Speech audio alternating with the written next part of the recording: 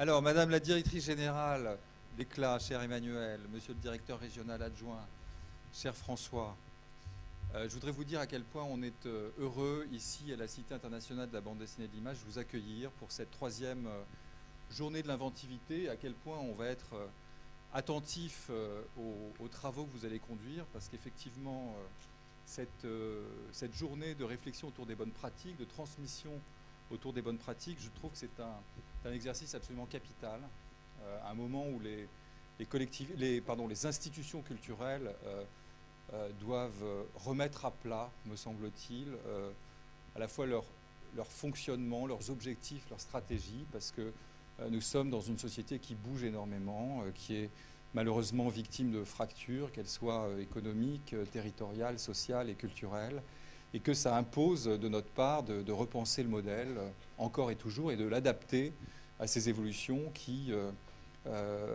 créent ces fractures, créant évidemment de l'exclusion, et l'offre que nous portons n'est pas forcément partagée le plus largement possible, comme les objectifs originels de la politique culturelle l'ont fondé. Donc nous regarderons avec attention les conclusions des travaux que vous allez conduire. Ici, à la Cité internationale de la bande dessinée, nous essayons d'ailleurs de mettre en œuvre cette philosophie d'action, hein, de se remettre sans cesse en cause. Et puis, je vous invite, si vous avez le temps, mais je crois que vous n'aurez pas le temps, à faire un tour dans nos expositions et au moins à visiter la bibliothèque. Catherine Ferrérol, qui la dirige, est quelque part par là, voilà, et ses équipes, puisque nous aussi, nous sommes en réflexion et que nous essaierons, là encore, par rapport au débat national qui va avoir lieu sur les bibliothèques, avec la volonté de la ministre et du gouvernement d'étendre les horaires et la mission qui a été confiée à Éric Orsena, assisté de Noël Corbin, l'inspecteur général des affaires culturelles. Je crois que c'est vraiment le bon moment pour repenser les modèles dont nous avons hérité et qui ne sont peut-être pas forcément opérants pour agir et mieux faire partager à la fois le patrimoine et la création dont nous sommes les dépositaires et que nous essayons de rendre vivante. Voilà, je vais céder la parole à Emmanuel et je vous souhaite de très bons travaux. Merci Pierre, merci de nous accueillir à la Cité internationale de la bande dessinée. Nous sommes très heureux d'être ici pour cette troisième journée de l'inventivité. Je voulais bien entendu remercier la DRAC qui nous accompagne, voilà, et d'ailleurs qui est présente, mais aussi le Grand Angoulême et la médiathèque Alpha qui nous recevront cet après-midi. Voilà, donc je ne voudrais pas être redondante avec ce qu'a dit Pierre Langheretti, juste pour repréciser que c'est une journée qui est évidemment basée sous le signe de l'échange, de la nouveauté, si nouveauté il y a, mais en tout cas l'intérêt de ces journées professionnelles. Et je rappelle que l'agence Éclat en fait plus d'une centaine par an sur plusieurs domaines. L'intérêt de cette journée, c'est bien entendu la rencontre, l'échange et la transmission.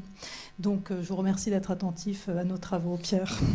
Cette journée, bien entendu, est une journée qui est devenue Nouvelle-Aquitaine. Et donc je remercie les CRL Limousin, Poitou-Charentes, en la présence de la directrice, d'être avec nous ce matin.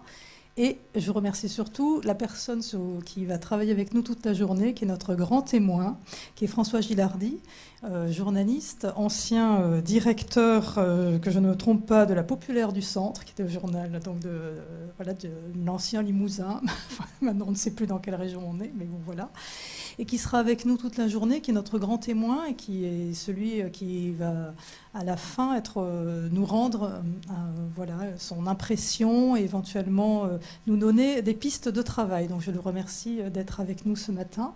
Et bien entendu, la DRAC à qui je passe la parole.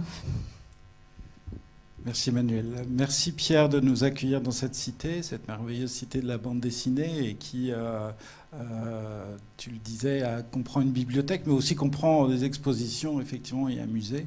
Donc je vous encourage également soit à le faire aujourd'hui, soit à revenir à Angoulême. Vous êtes les bienvenus.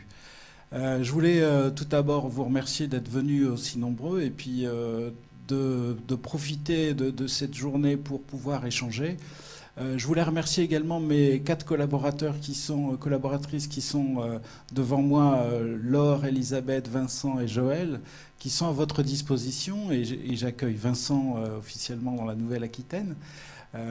Voilà, ce sont des collaborateurs qui disposent de conseils et d'expertise qui sont à votre disposition pour ces conseils et ces expertises, qui peuvent également vous accompagner dans le projet d'établissement que vous dirigez ou dans lequel vous travaillez. Et puis, n'oubliez pas, surtout, on a un outil financier qui vaut ce qu'il vaut, mais qui pèse quand même quelques millions d'euros par an, qui est la DGD Bibliothèque, y compris sur le grand œuvre d'actualité de cette année, qui est l'extension des heures d'ouverture des bibliothèques. Ça fait partie des choses que nous avons déjà eu à traiter. C'était à Aire-sur-Adour, autant que je me souvienne, il y a 3 ans maintenant. Cette préoccupation, Pierre le disait, c'est aussi la mission Orsena qui va l'illustrer. On l'annonce à Bordeaux. Maintenant, rien n'est moins sûr. Le calendrier n'est pas complètement arrêté. Il viendra certainement en Nouvelle-Aquitaine, dans plusieurs endroits, je l'espère, de la Nouvelle-Aquitaine. Alain Claes, le maire de Poitiers, l'a invité également à Poitiers. Donc voilà. Donc dès que le calendrier sera stabilisé, il vous sera communiqué. Et évidemment, il souhaite rencontrer les professionnels que vous êtes. Et on souhaite lever les dispositifs qui empêcheraient l'extension des heures d'ouverture. Donc voilà, attendez-vous à rencontrer un jour ou l'autre Éric Orsena et Noël Corbin, son NIGAC, qui est avec lui. Voilà, je voulais également vous dire que j'étais très attentif à la réforme territoriale et aux effets que ça peut avoir. La réforme territoriale, c'est toujours un yin et un yang, c'est-à-dire un danger, une opportunité pour certains et certaines d'entre vous, une opportunité sur la création de nouveaux établissements ou l'extension d'établissements centres vers des périphéries. N'oublions pas les territoires, effectivement, de notre préoccupation de la politique autour de la lecture publique. Il y a cette préoccupation d'extension des champs des bibliothèques, parce que malgré tout, la bibliothèque reste l'outil culturel de proximité préféré des Français.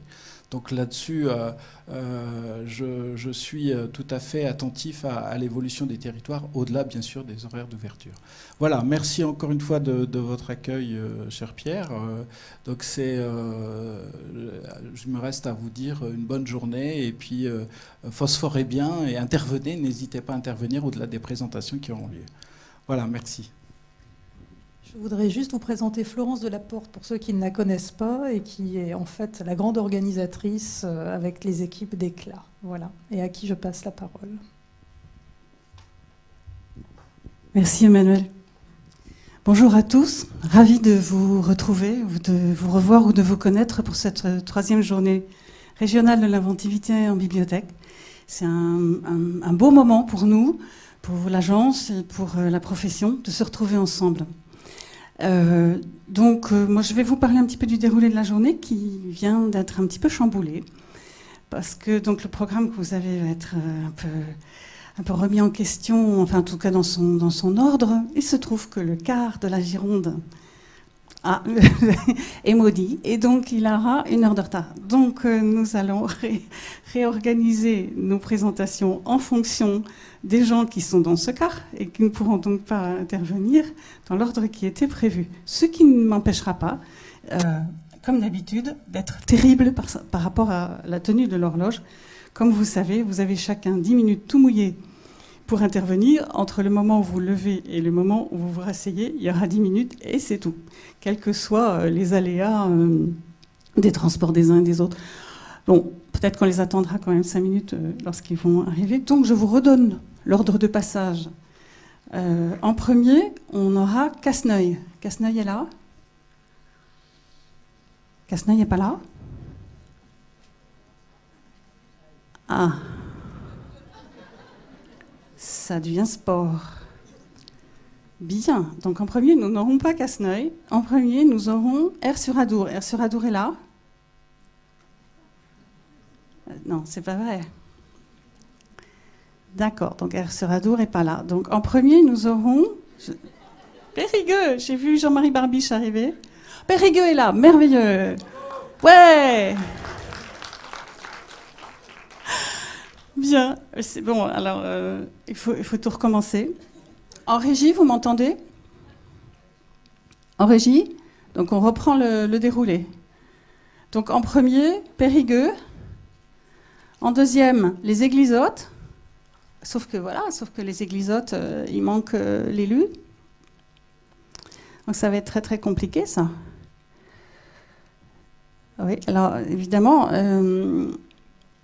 là, j'ai un petit peu un moment de solitude. Un grand moment de solitude. Donc on a Périgueux, bon d'accord. Alors les Églisottes, et là, est-ce que, Michel, est-ce que vous pouvez présenter toute seule?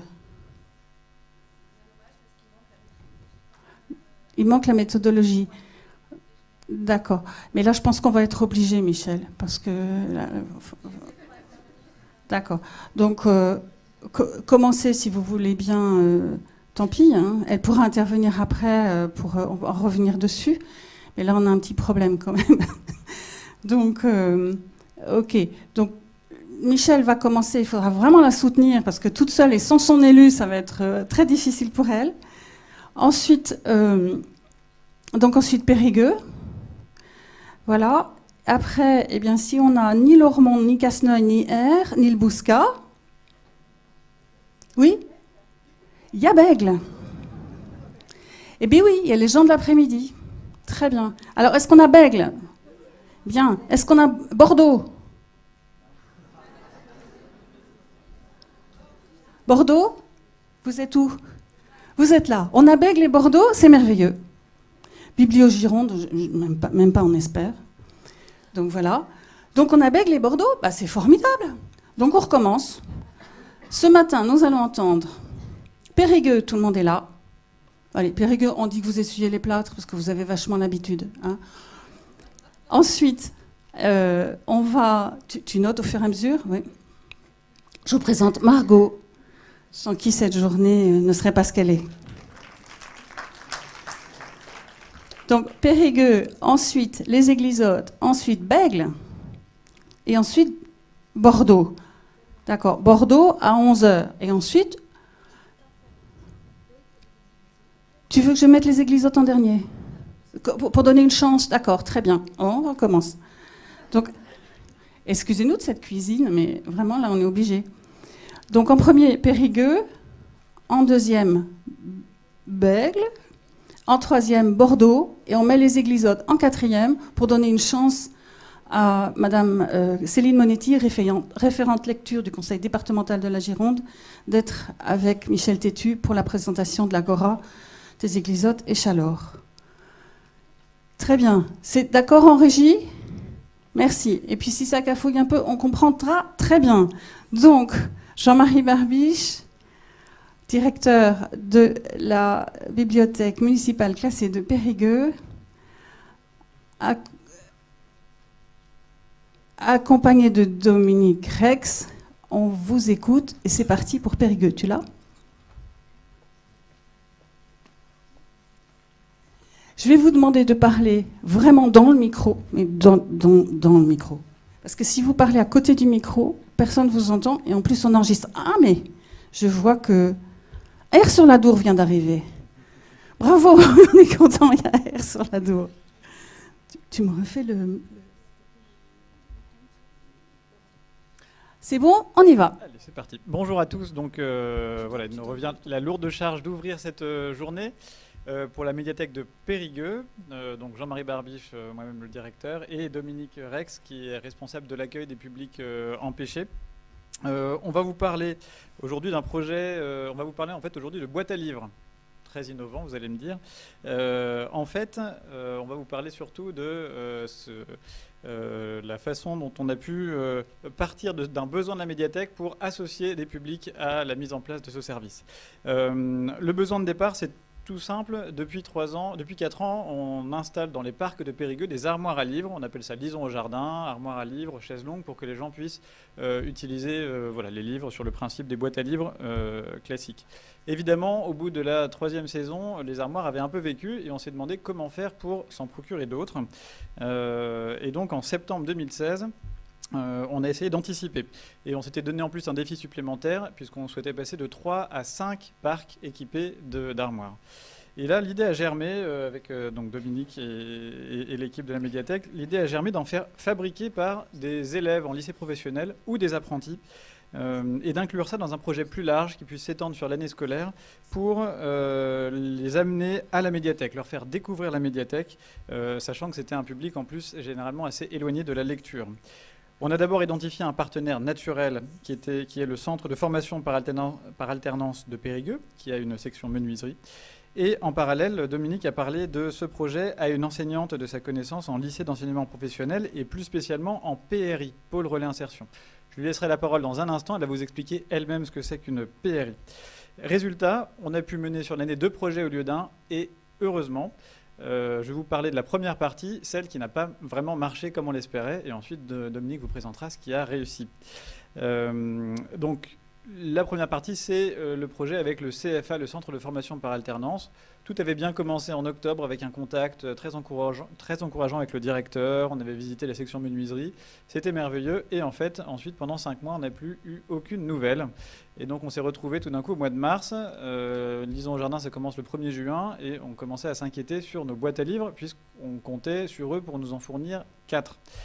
Alors, pourquoi ça n'a pas vraiment marché? En fait, il y a eu évidemment différentes raisons. Des relances peut-être trop molles. Du côté du CFA, l'absence d'un interlocuteur identifié, sachant que le directeur a eu en plus des problèmes de santé qui l'ont éloigné du CFA pendant plusieurs mois. Résultat, 1 mois avant le lancement, on se retrouvait sans nos boîtes et on ne savait pas trop comment on allait s'en sortir. In fine, on a réussi à trouver un contact auprès du directeur adjoint. Et les boîtes à livres sont arrivées avec 1 semaine de retard, mais elles sont arrivées. Le plus embêtant, évidemment, c'est que les apprentis, on ne les a pas vus. Et donc l'aspect visite, faire venir les apprentis à la médiathèque, ça n'a pas fonctionné. En résumé, c'est une belle idée qui a failli tourner court, qui a failli nous mettre en difficulté, d'où l'importance de partenaires fiables. Mais finalement, en tout cas pour le public et pour Lisons au jardin, le résultat était là. Et maintenant, Dominique vous présente le projet qui a marché. Bonjour. Donc, je vais vous parler du projet qui a marché. C'est le projet PRI, Pôle Relais Insertion. Ce sont des enfants qui, pourtant, normalement, ce projet n'aurait pas dû marcher, mais ce sont des enfants qui sont très, très éloignés de la culture. Je pense qu'il devait même y avoir un petit peu d'illettrisme. Ce sont des enfants qui ont décroché des classes, éducation nationale. Ils ne voulaient plus en entendre parler. Donc, il y a cette PRI qui est une lutte contre le décrochage scolaire. Pourquoi ils en sont arrivés là? Mauvaise orientation ou alors petits accidents ou même gros accidents de la vie. Donc moi je travaille avec le LEP Pablo Picasso depuis des années et lorsque j'ai parlé de ce projet à ma collègue qui est enseignante, elle m'a dit allez banco, on va faire ces boîtes à livres. Au départ, la classe de PRI était constituée de 5 élèves et puis au fur et à mesure, on est arrivé à 20. Lorsque j'ai parlé bibliothèque à ces enfants, enfin ces jeunes, ils m'ont dit oh là là, la bibliothèque, il n'y a que des ploucs. On n'y va pas, c'est pas notre place. Et puis finalement, on les a introduits. Alors moi, ma question, c'était comment les faire venir à la médiathèque pour que ça marche. Qu'est-ce qui marche pour ces adolescents? Les ordinateurs. On a commencé par les amener dans la salle ordinateur, leur faire donc repérer un peu. Je n'ai même pas fait de visite de bibliothèque, directement dans les ordinateurs. Et qu'est-ce qu'une boîte à livres? Parce que personne, évidemment, dans ces enfants ne savait ce qu'était la boîte à livres. Donc, recherche dans l'espace public numérique de la boîte à livres. On s'est aperçu qu'en fait, ils n'avaient aucune méthodologie. Donc, on a expliqué aux jeunes comment se servir des ordinateurs et faire une recherche efficiente. Ensuite, on les a amenés dans l'espace son et musique. Nous leur avons passé des films sur les déchetteries. Ensuite, la déchetterie, pourquoi? Parce que nous avons travaillé avec une plasticienne qui était récupératrice de tous les déchets qu'on pouvait trouver en déchetterie. Et donc, elle allait leur faire... 3 minutes. On allait leur faire aussi fabriquer les boîtes à livres à partir des déchetteries. Donc la déchetterie, ils sont allés la visiter. Ensuite, la conception, ils ont récupéré plein de choses. La conception de la boîte à livres s'est réalisée dans l'allée qui donnait de la porte de sortie de la médiathèque au parc Gamançon. Ce parc Gamançon. Et donc cette allée est couverte. Et tous les soirs, on bâchait leur travail. Intérêt que ça soit à côté de la bibliothèque, on puisse vitrer. Les lecteurs de la médiathèque voyaient ce qui se passait, allaient voir les gamins. Qu'est-ce que vous faites? Pourquoi? Comment? Etc. Les enfants ont été valorisés. Chaque fois qu'ils venaient à la bibliothèque, ils nous demandaient des trucs, une rallonge ou n'importe. Ils ont vu qu'en fait, il n'y avait pas que des ploucs à la bibliothèque. Et en fait, ça a été vraiment on a apprivoisé ces gamins, quoi. Et ça a été un travail merveilleux. Alors merveilleux, ça a marché parce que c'était une rencontre humaine entre la médiathèque, les collègues de la médiathèque que je remercie parce que tous ont participé, notamment Francis là pour le film que vous allez voir. Mais tout le monde a mis du sien. Et les enfants l'ont bien ressenti. On allait leur donner des petits gâteaux, on leur donnait du... Voilà, c'était vraiment assez extraordinaire. Je suis désolée, on m'appelle. Mais donc, le mot de la fin, on va le laisser en fait aux jeunes, puisqu'il y en a 2 qui se sont prêtés au jeu. Voilà. Et ça, c'est la boîte qu'ils ont réalisée.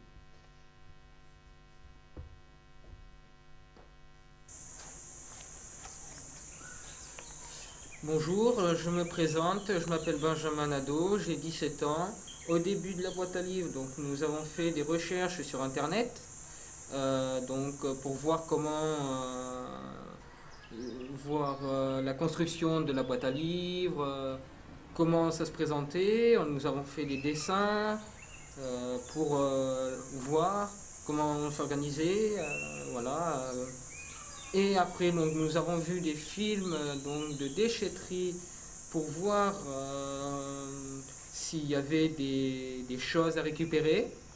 Et après, donc, en fonction de ça, nous avons été visiter une déchetterie à Périgueux. Donc nous avons été accueillis par des gens très sympathiques. Après, ils nous ont bien accueillis, ils nous ont bien expliqué le fonctionnement. Et après, donc, nous avons commencé à construire la boîte à livres avec des boîtes, des meubles que notre professeur d'art plastique nous a été chercher en déchetterie. Donc nous avons commencé par détruire tout ce qui était pourri.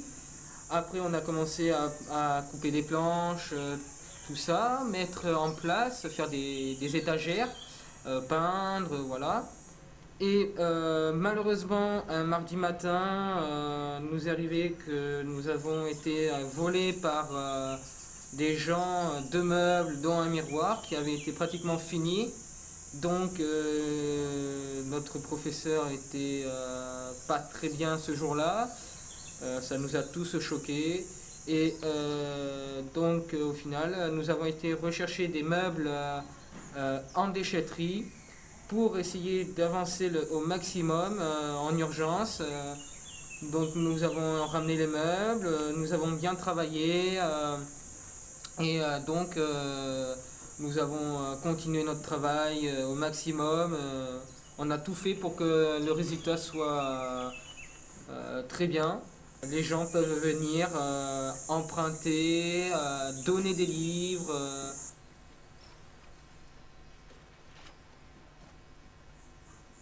Bonjour, je m'appelle Romain Lapierre, j'ai 17 ans.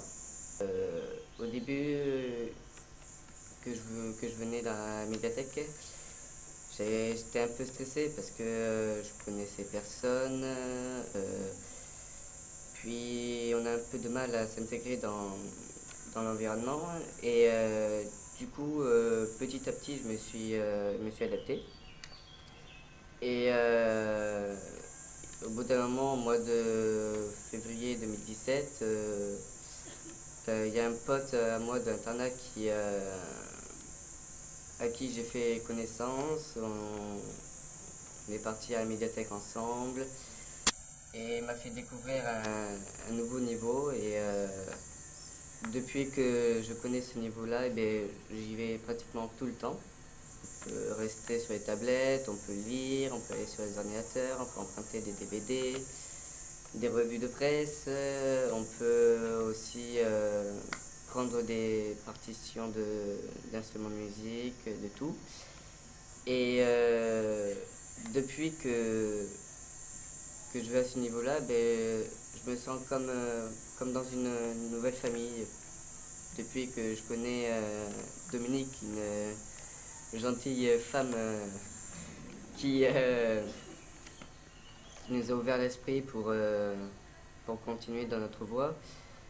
Et c'est grâce à elle qu'on a pu être abonné à la médiathèque, parce qu'on n'osait pas. Je vais être le porte-parole donc de ma classe. Je vais organiser une visite donc, de la médiathèque avec ma classe. Je vais en informer mes professeurs.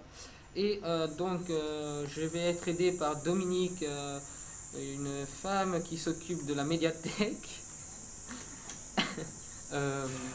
Après, elle va dire beaucoup d'informations, je vais dire beaucoup d'informations, je vais parler de la boîte à livres, comment se passe la médiathèque, et voilà.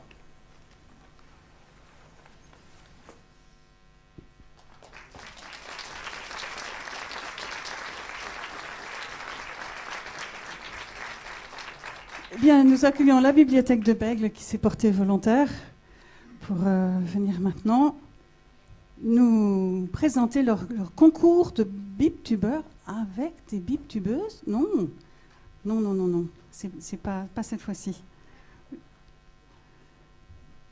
La parole est à Bègles.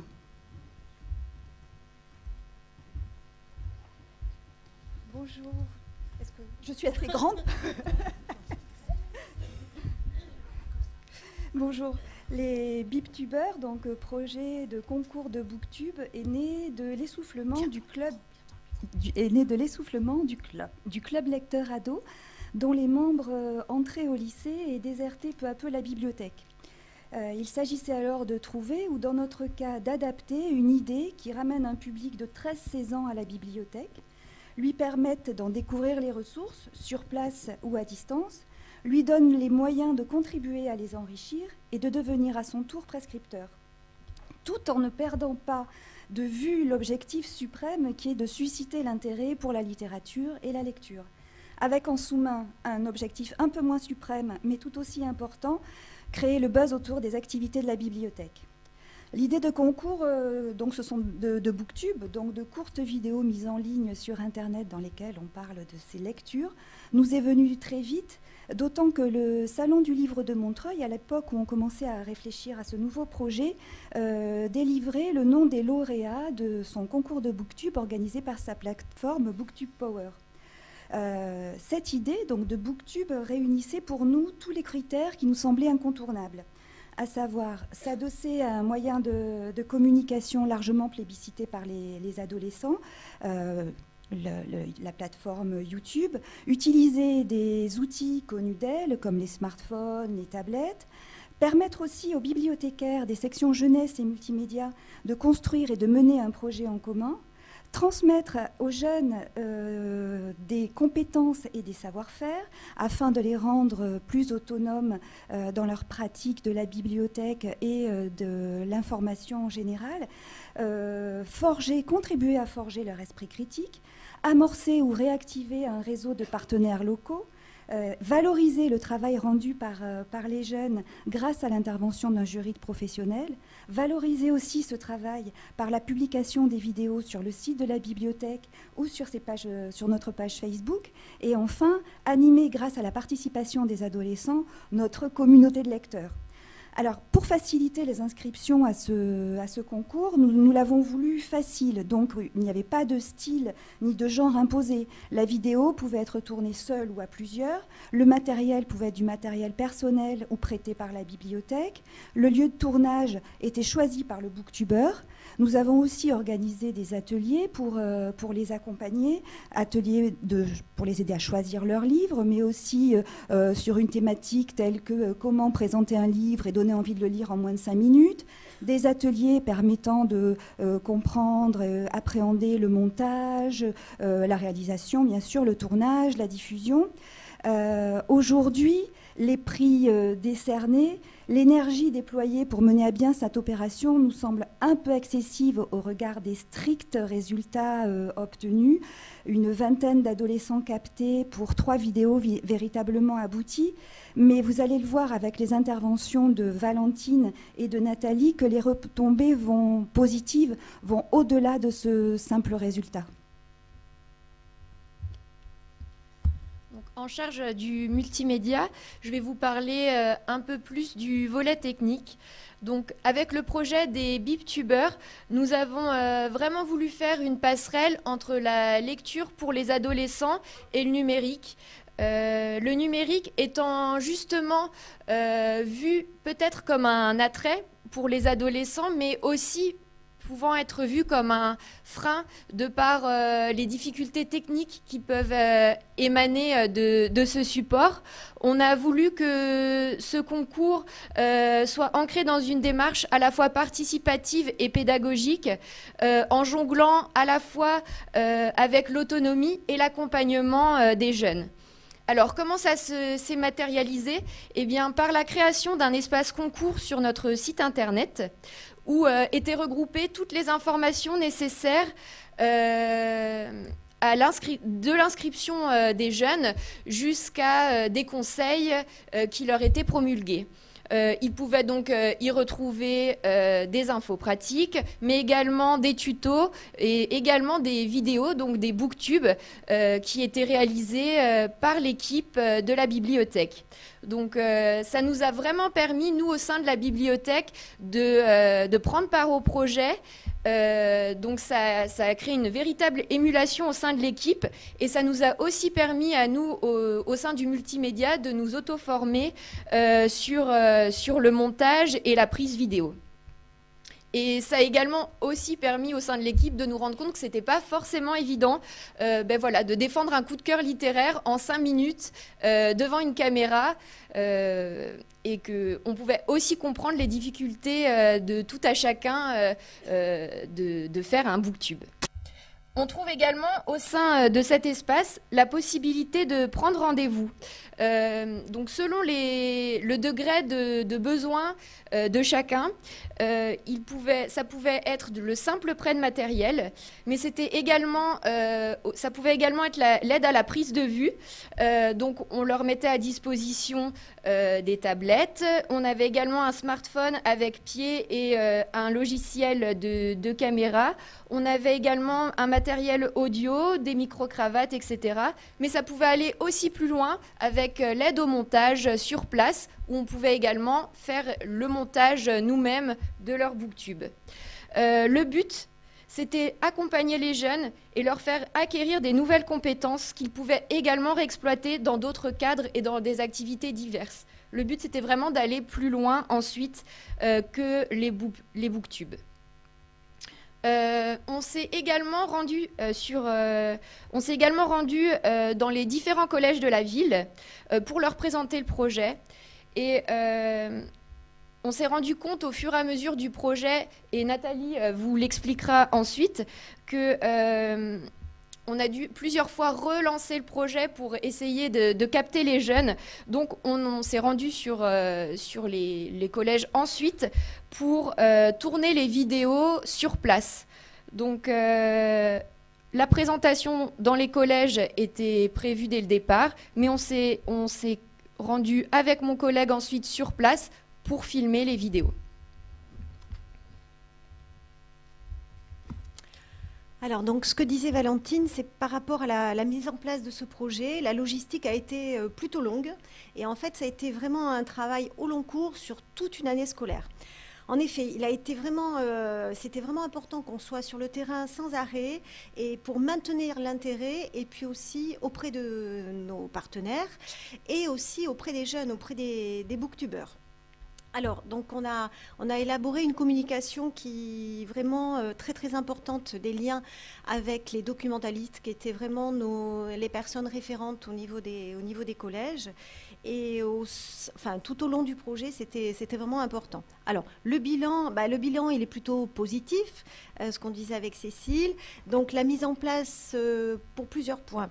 Donc, la mise en place, c'est sûr, sur la commune, d'un maillage de nouveaux acteurs avec qui nous avons réenclenché un travail avec qui on va continuer à travailler. Parmi tous ces partenariats avec lesquels on a travaillé, on a l'association d'aide aux devoirs, qui a été vraiment très important, tout le réseau des animateurs du centre social qui nous ont aidés en fait à repérer les jeunes là où ils se trouvaient.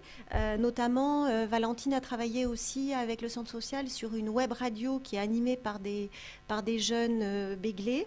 Donc ça a été un relais aussi pour notre concours. Tout ce qui concerne aussi des points accueil jeunesse sur la ville.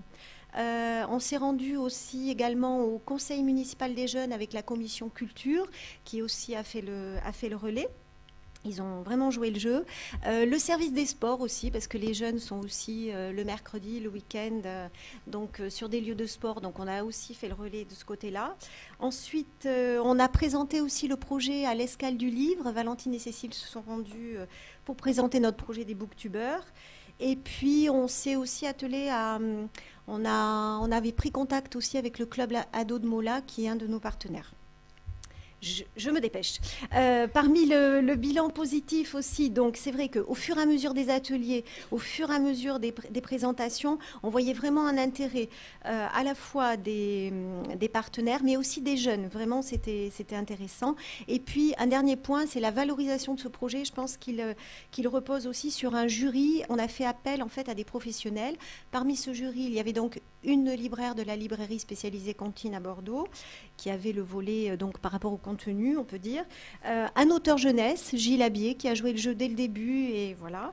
Et aussi le directeur du cinéma de la ville de Bègles, du cinéma d'animation, qui a lui apporté un volet technique par rapport à la technique des booktubes. Voilà. Merci beaucoup.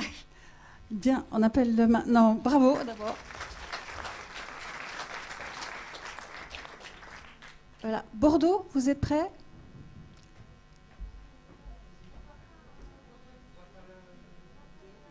Non, il n'y avait pas de vidéo pour Bègles.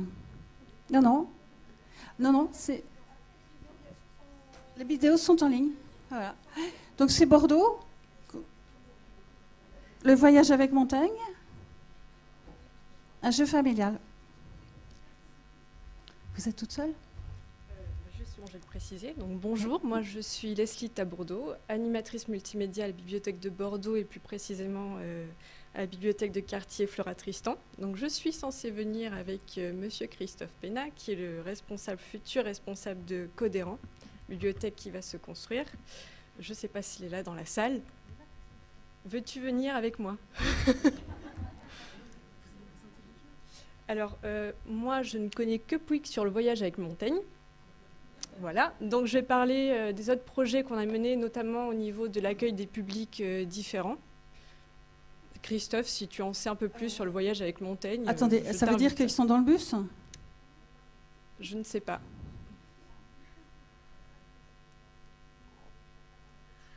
Ah, très bien. Et les affaires sont dans la voiture. Je peux prendre 10 minutes pour parler. Ou alors, non, c'est dommage si on n'a pas les choses. Pardon ? Casseneuil est prêt ? Bon, vous pouvez aller dans la voiture chercher les choses. C'est dommage de ne pas montrer tout ce que vous aviez préparé. D'accord ? Donc on intervertit. Christophe, tu peux courir en vitesse chercher les choses. Sinon, super, je crois qu'il y a R sur l'Adour qui était arrivé. R est arrivé entre temps, bravo, on les remercie d'être là. Bon, désolé, Leslie, on préfère que vous ayez tous vos documents préparés plutôt que de... Voilà, c'est suffisamment sport comme ça, autant avoir... voilà. Donc on a dit Casseneuil était prête.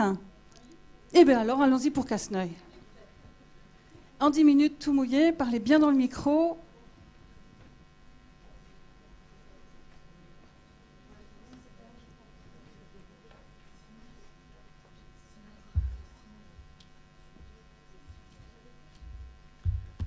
Bonjour. Hop, on va, hop, voilà.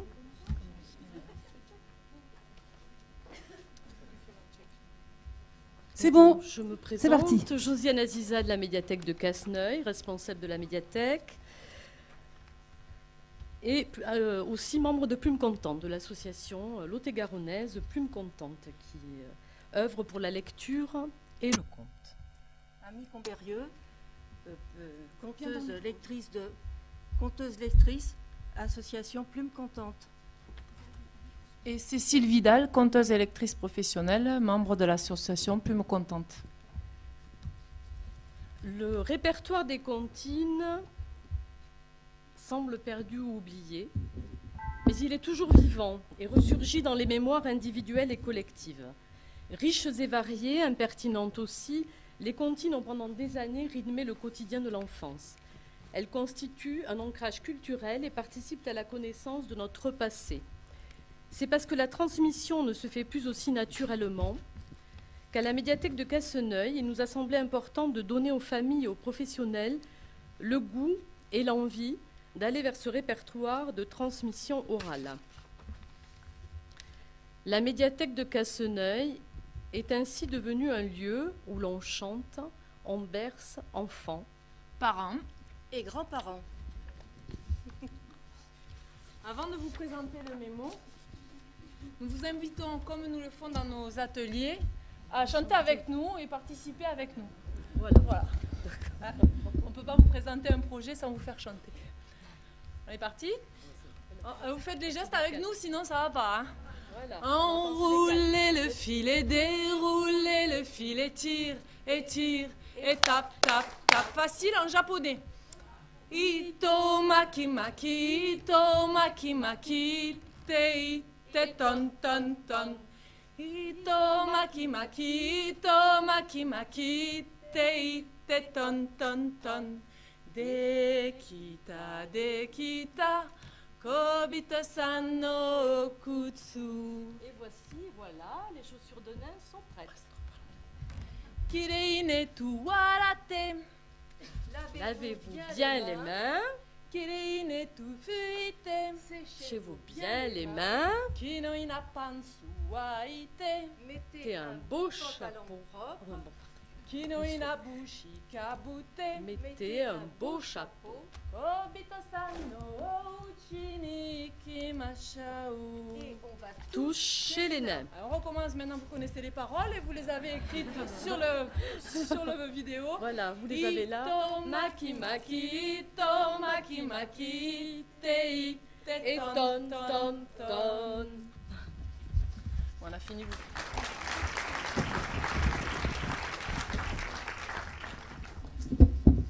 Ça c'est à toi. Alors, le jeu Mémo Comptine est en fait un jeu de 32 cartes qui est réparti en 5 familles. Donc, pour chaque famille, une couleur et un visuel. les jeux de doigts, les sauts et chutes, les berceuses, les jeux corporels et les comptines pour réveiller l'enfant.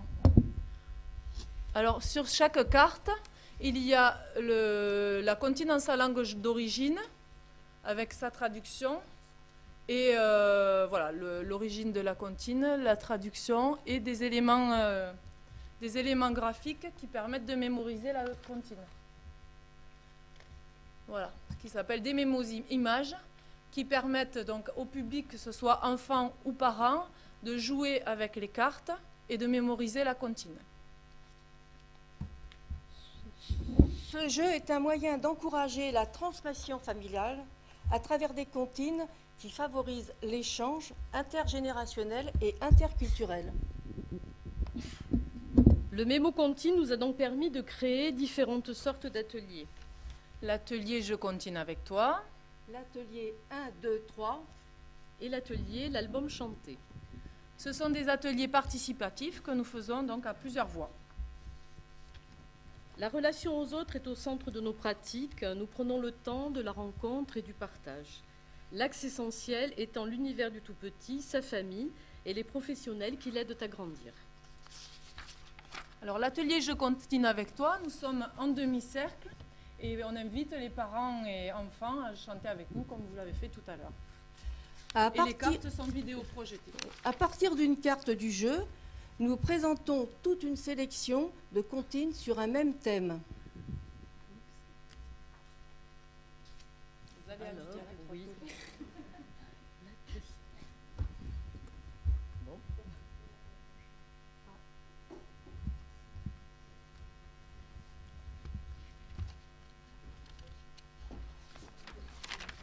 Alors.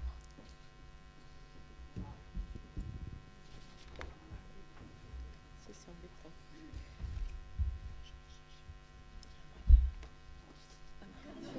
Voilà, on sort la carte. Je sors la carte. Voilà. Donc à partir d'une carte pour l'atelier 1, 2, 3. Alors, oui, à partir d'une carte du jeu, nous présentons toute une sélection de comptines sur un même thème. 1, 2, 3 poules. 1, 2, 3 lapins. 1, 2, 3 lapins. Ou 1, 2, 3 chats. Et l'album chanté. Alors on les a, mais ils sont normalement projetés. Oui, ils vont arriver dans Alors une petite l'album minute avec chanté, l'électricité. c'est la mise en voix et en son d'albums adaptés de comptines, de ritournelles, de berceuses et d'albums sans texte ou poétiques, comme La berceuse du merle, que certains connaissent sûrement, La maison dans la nuit, Bonne nuit mon tout petit.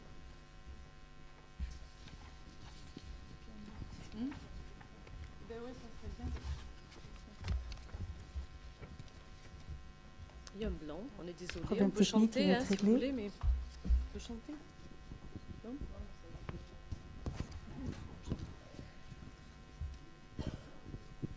Après, on va être décalé.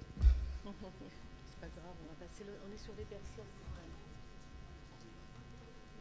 L'album chanté, on est sur les berceuses. Ah, je crois que le car est arrivé de Gironde. Bravo, bravo. Voilà Biblio Gironde qui est là. Merveilleux. Il est de moins loin déjà. Alors, Ils arrivent. sinon on chante. Laquelle? Mais je sais pas, moi je suis arrivée. Pour se réveiller aujourd'hui. Chanter une comptine Pour se réveiller. Allez. Je crois qu'aujourd'hui, personne n'est réveillé. Donc, en attendant que l'ordinateur se réveille, on va vous chanter une comptine pour réveiller Oui. les enfants. Ah, le nid du petit lapin. Le nid du petit lapin. Parce Allez. que ça, personne ne le connaît. Alors. Donc, puisque ce jeu de cartes, en fait, c'est issu d'un tout un collectage qu'on a fait sur le territoire. On va meubler le blanc, hein, excusez-moi. Alors, grand-mère a dans son village un nid de petits lapins que l'on voit par le grillage dans leur cabane en bois peint. Avant d'aller à l'école, je leur donne avec bonheur un brin d'herbe folle où le printemps met des fleurs. Donc, on vous invite à rechanter avec nous. Hein. Ah, ça y est, c'est reparti. Alors, excusez. Donc, à partir d'une carte comme celle du lapin, ben, les différents ateliers, donc ça on l'avait déjà plus ou moins dit. Oui, et l'album chanté. Voilà. L'album chanté. Ça se connaît. Bon.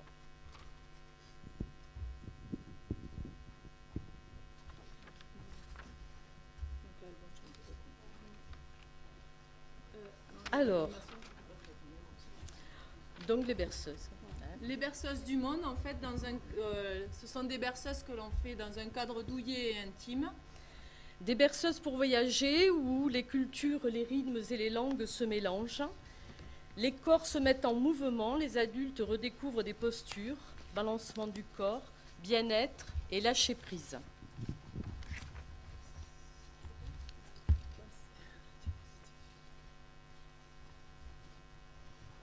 Ça déroule.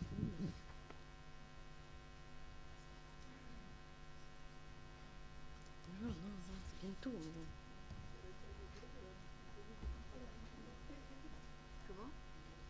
On est désolé. Il y a Alain Dupérier qui veut une berceuse, mais écoutez, je crois que vous avez déjà assez dormi, non?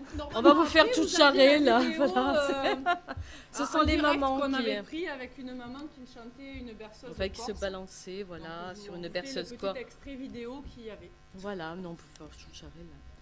Oh, ciucciarella, non sé quanto t'ado, le tue bellezze, le tue culane do, ciucciarella inzuccarata, quante lunga stanutata.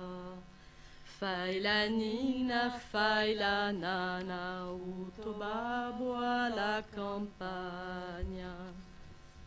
Alors ces petits trésors partagés et enregistrés nous permettent de prolonger cette aventure vers un nouveau projet qui s'appelle les petites boîtes et c'est le fruit des rencontres sur notre territoire.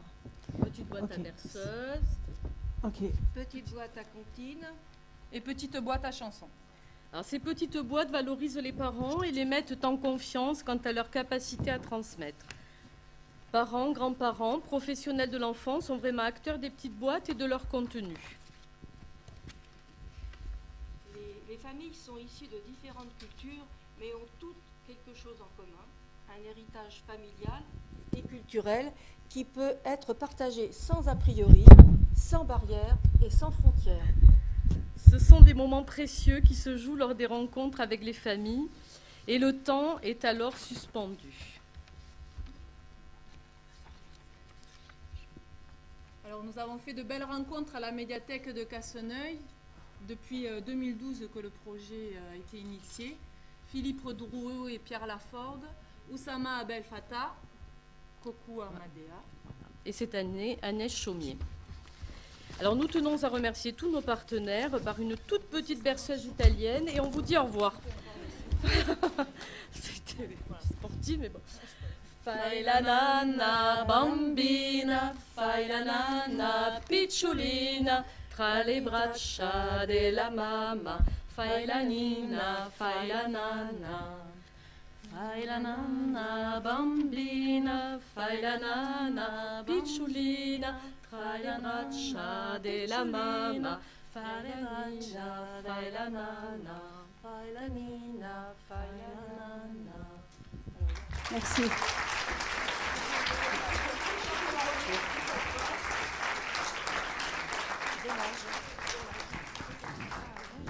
Bien, à la demande de Biblio-Gironde, que nous avons vraiment le plaisir d'accueillir, descendez, il reste plein de places. Devant, sur les côtés. Ici, il en reste aussi. Il y a 240 places, on est 200, donc il y a de quoi. Nous avons le plaisir de vous proposer un interlude. Voilà, pendant que les gens s'asseyent. Si la technique, cette fois-ci, veut bien être de notre côté. C'est Martillac, en plus il y a une faute. D'accord, Martillac, pardon.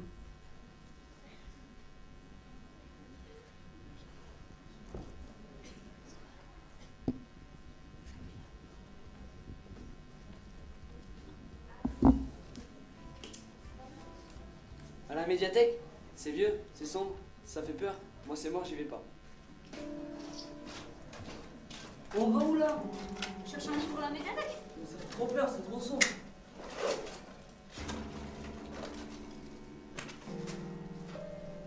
On fait quoi? On se casse. Ouais, la médiathèque, ça fait trop peur. Eh belle. Bonjour, bienvenue à la médiathèque de la ville de Martillac. Bon, alors on va faire la visite, vous me suivez? Les magazines, le fonds local, les coups de cœur et la pochothèque qui n'est pas pour les pochetrons évidemment. L'accueil avec la zapounette, le coin lecture pour les plus petits et le coin lecture pour les plus grands et les ados. L'espace multimédia où vous pouvez travailler sur les tablettes ou sur les ordinateurs, n'est-ce pas les jeunes? Ouais. Et vous êtes encore là? Bon alors ici, il y a le roman tout public, hein, et puis maintenant vous faites ce que vous voulez.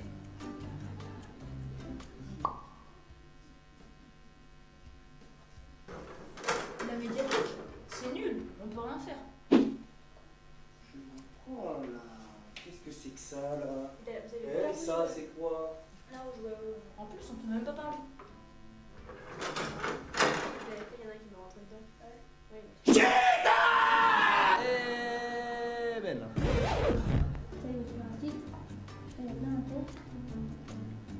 Oh, tu te réveilles là, on n'est pas que deux, fais la biographie. Ça, je m'en occupe. Tiens, je vais vous voir un message de ma mère. T'as dit quoi? Je vais me chercher vers 17h. À la médiathèque, on peut que lire, c'est vraiment nul. Attention, non, va prendre le drapeau. Non, il est à gauche là. Oh, Attention, tu m'énerves, j'arrive pas. C'est pas grave, je vais appeler toujours. Oui, allô? Ok. On n'arrive pas à nouveau là, ça nous énerve. À la médiathèque, il n'y a que des livres, c'est énervant. C'est nul. Ben. Hein? Il veut qu'on vienne à la médiathèque.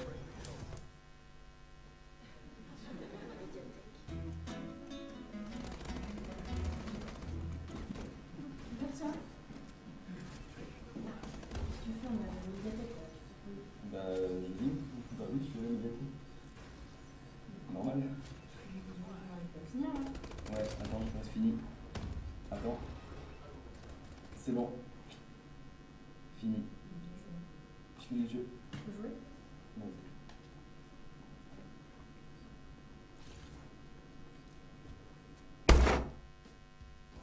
Non mais tu sais pas quoi? À la médiathèque, il n'y a que des losers, que des intellos, que des ringards. Moi j'y vais pas. Hein. Ben. Merci beaucoup. À mercredi?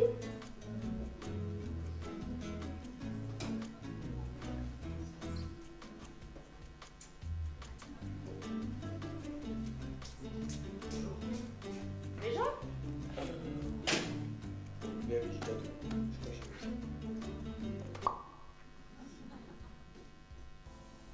Allez, viens, la bibliothèque c'est super. Mais non! On m'a dit que la bibliothécaire elle était moche, elle s'habillait comme un sac, on avait l'impression de la saouler, elle était lente.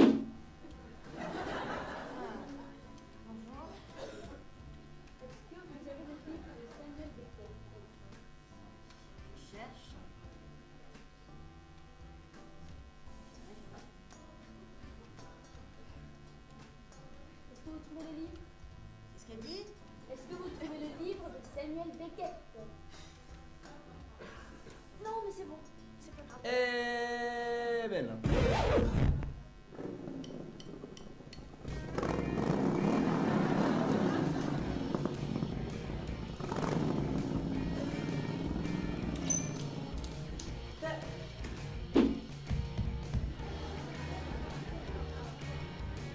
Salut les moches.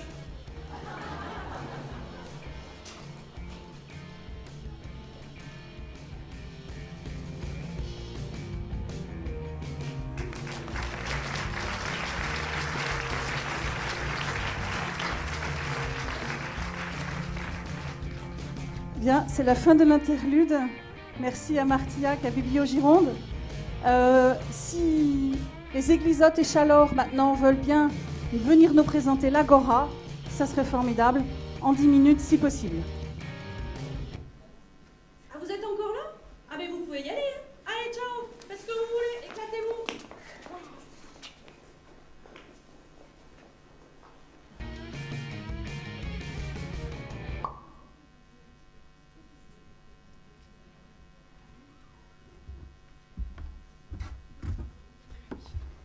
Oui, bonjour.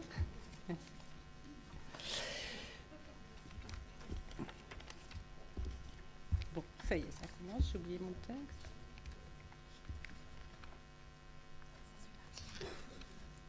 Non, ça c'est toi.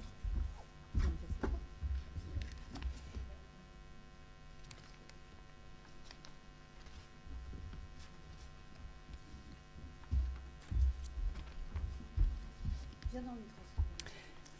Il y a 2 ans, lors de la première journée de l'inventivité, je vous avais présenté la bibliothèque des Églisottes.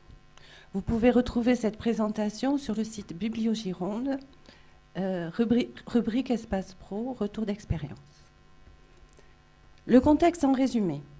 Les Églisottes est une commune rurale de 2300 habitants.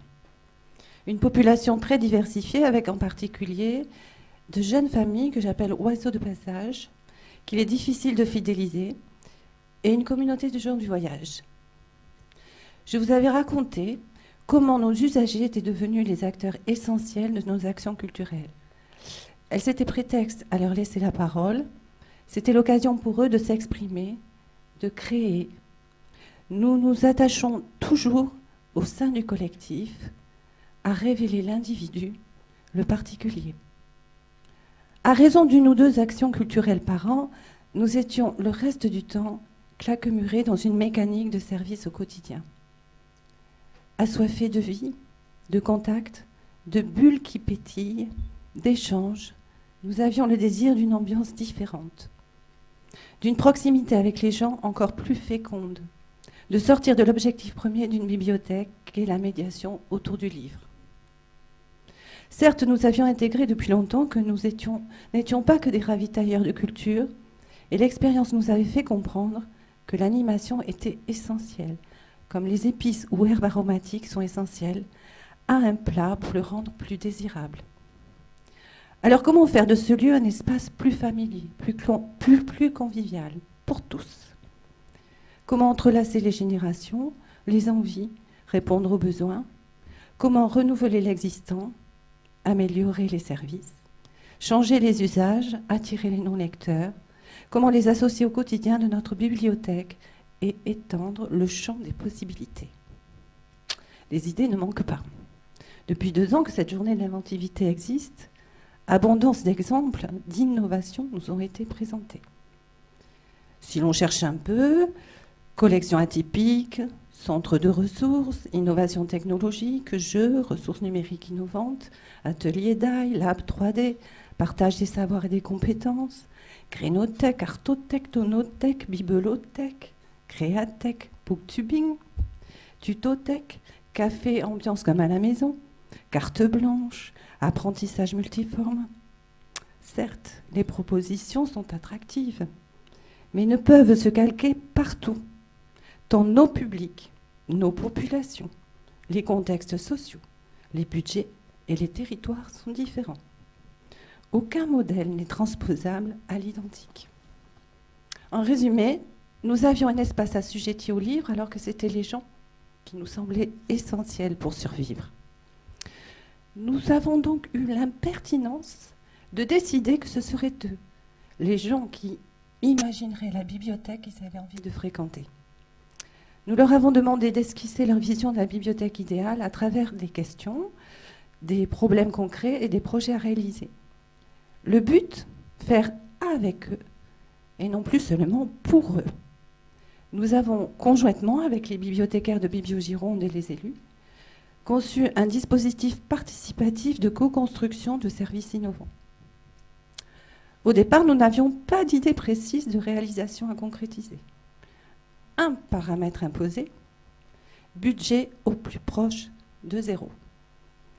Céline, référente lecture publique à Bibliogironde, vous décrira la méthodologie de cette expérience.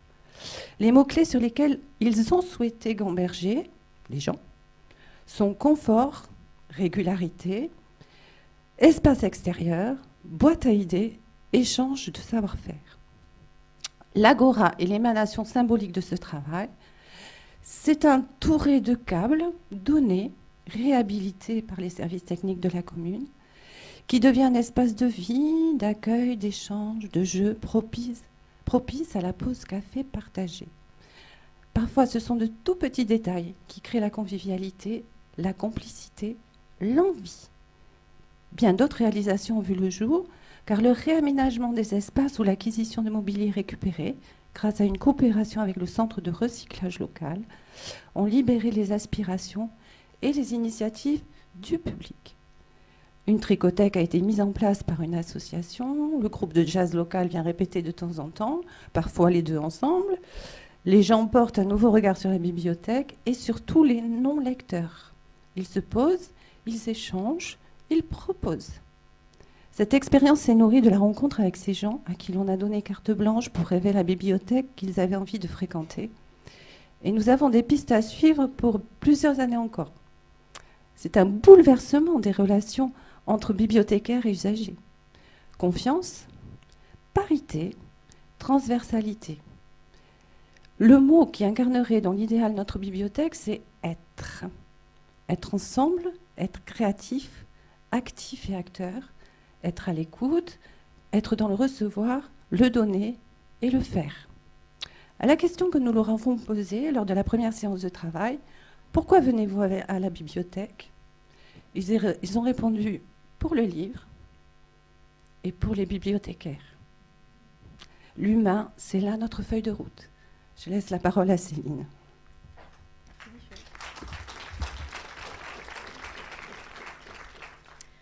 Alors moi, je vais vous donner quelques éléments concrets sur le déroulé et la gestion de ce projet et vous parler en filigrane du rôle de Bibliogironde. Alors au départ, on avait 4 objectifs classiques. Moderniser la bibliothèque, écrire le projet culturel et éducatif, légitimer les rôles et les nouvelles missions des bibliothécaires auprès des élus et booster la fréquentation. Alors, on aurait pu, nous, Bibliogironde, faire comme on sait le faire, fournir une méthode habituelle, clé en main, pour désherber, aménager, etc. Mais nous serions passés à côté de tout ce que vient de vous dire Michel. Et c'est justement en la connaissant bien, et en connaissant bien les Eglisottes, que Carole nous a poussés à chercher de nouvelles pistes de travail, à creuser cette volonté de faire avec des gens, ou comme on dit en novlangue, faire du participatif. Alors, qu'avons-nous fait exactement? Il y a derrière moi quelques photos qui vont illustrer les éléments que je vais vous donner. D'abord, nous, c'est Michel et sa collègue, ma collègue Mélodie, Carole et moi-même. Nous avons convaincu le maire et ses adjoints de nous permettre de repenser un service de la mairie avec des administrés. Ensuite, Michel a réuni 8 personnes, lecteurs ou pas, adhérents ou pas, habitants ou pas. 8 sensibilités qu'elle avait repérées de près ou de loin. 8 êtres humains à qui nous avons choisi de faire confiance pour tout ce qu'ils étaient. Avec ça, nous avons inventé 3 ateliers inspirés des méthodes de Biblio Remix, avec des post-it, des marqueurs, des gâteaux, très importants les gâteaux, du café et des plans. Nous avions donc un atelier tempête de cerveau autour de la question de quoi serait faite la bibliothèque de vos rêves, un atelier post-it pour définir ses usages rêvés, et un atelier d'aménagement intérieur à partir des plans de la bibliothèque, de scénarios et de personas. Enfin, nous avons réaménagé cette bibliothèque en suivant les préconisations de ce groupe de travail. L'ensemble de cette démarche a été restitué aux habitants lors d'une journée festive sur le thème du rêve. En bonus, nous avons monté un partenariat avec l'organisme de valorisation des déchets du Libournais pour faire mettre de côté du mobilier à customiser. Ce partenariat a été rendu possible grâce à une collaboration avec le service environnement du département qui travaillait déjà autour du design de service.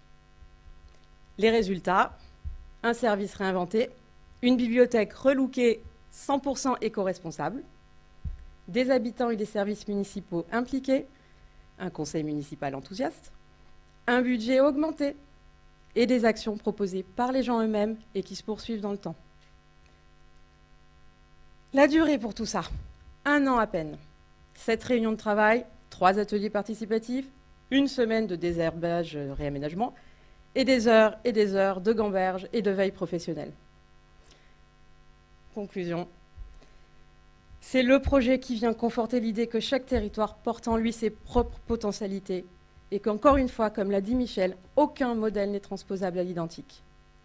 Quand on cherche à redonner du sens à sa pratique professionnelle, quand on veut faire évoluer sa structure, il faut trouver le courage d'aller là où les forces se trouvent. À la bibliothèque, aux Eglisottes, ces forces, elles se trouvent en 3 mots. Solidarité, créativité, humanité. Merci Michel.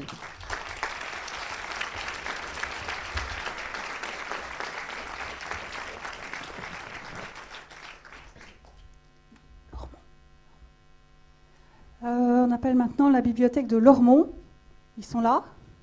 Formidable. Oui, pour nous présenter le projet Bibliothékids avec un bibliothékid.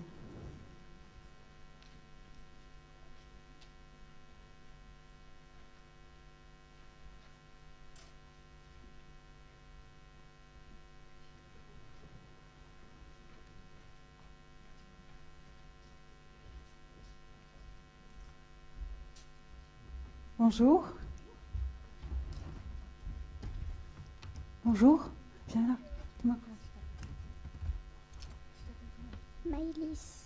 Bonjour Maëlys, on applaudit bien fort parce que vraiment, c'est très courageux d'être là.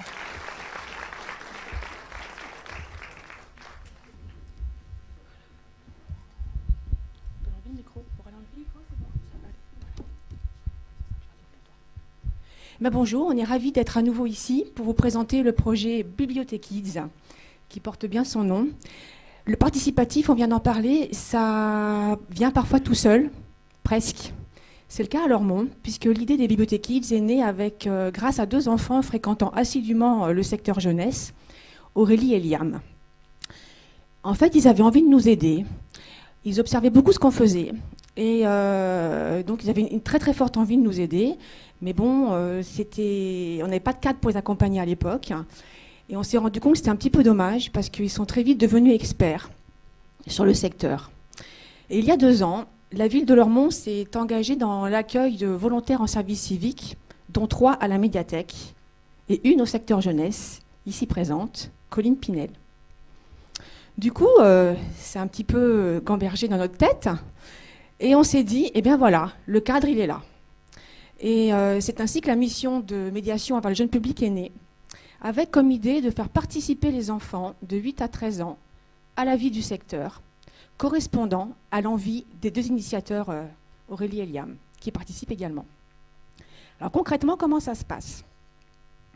Eh bien, on a une personne dédiée, donc Colline, qui a permis de les accompagner sur 8 mois, le temps de sa mission de service civique, avec le moins de contraintes possibles. Ça, c'est indispensable pour nous. Alors, c'est tout simple. Les enfants intéressés s'inscrivent auprès de Colline. On a fait une petite affiche toute simple qu'on a mis un petit peu dans toute la médiathèque. Le bouche à oreille a marché du tonnerre de Dieu, voilà. Et elle leur explique comment se déroule l'action. Ils ont un petit badge. Voilà, ça c'est un panneau très inventif, vous voyez. Ils ont un petit badge qu'ils peuvent customiser à leur guise, ou pas, voilà. Donc, quand ils viennent au secteur jeunesse, aux horaires d'ouverture du public, ils prennent leur service en mettant leur petit badge et ils l'enlèvent quand ils le souhaitent, quand ils ont terminé. Voilà. Et ils peuvent donner le temps qu'ils veulent. Ils posent toutes les questions qu'ils veulent. Voilà. Et ils apprennent à se repérer dans le secteur. Ils ont mis en place à la longue aussi les coups de cœur des Bibliothèques Kids, car en fait, ils sont aussi lecteurs. Parce que quand on range les livres qu'on a lus, eh bien, c'est source d'échange. Voilà. Et ils deviennent vraiment très rapidement experts. Et en plus, ils découvrent des genres dont ils ne sont absolument pas familiers. Je ne vous cacherai pas qu'on a plus de filles que de garçons. Voilà.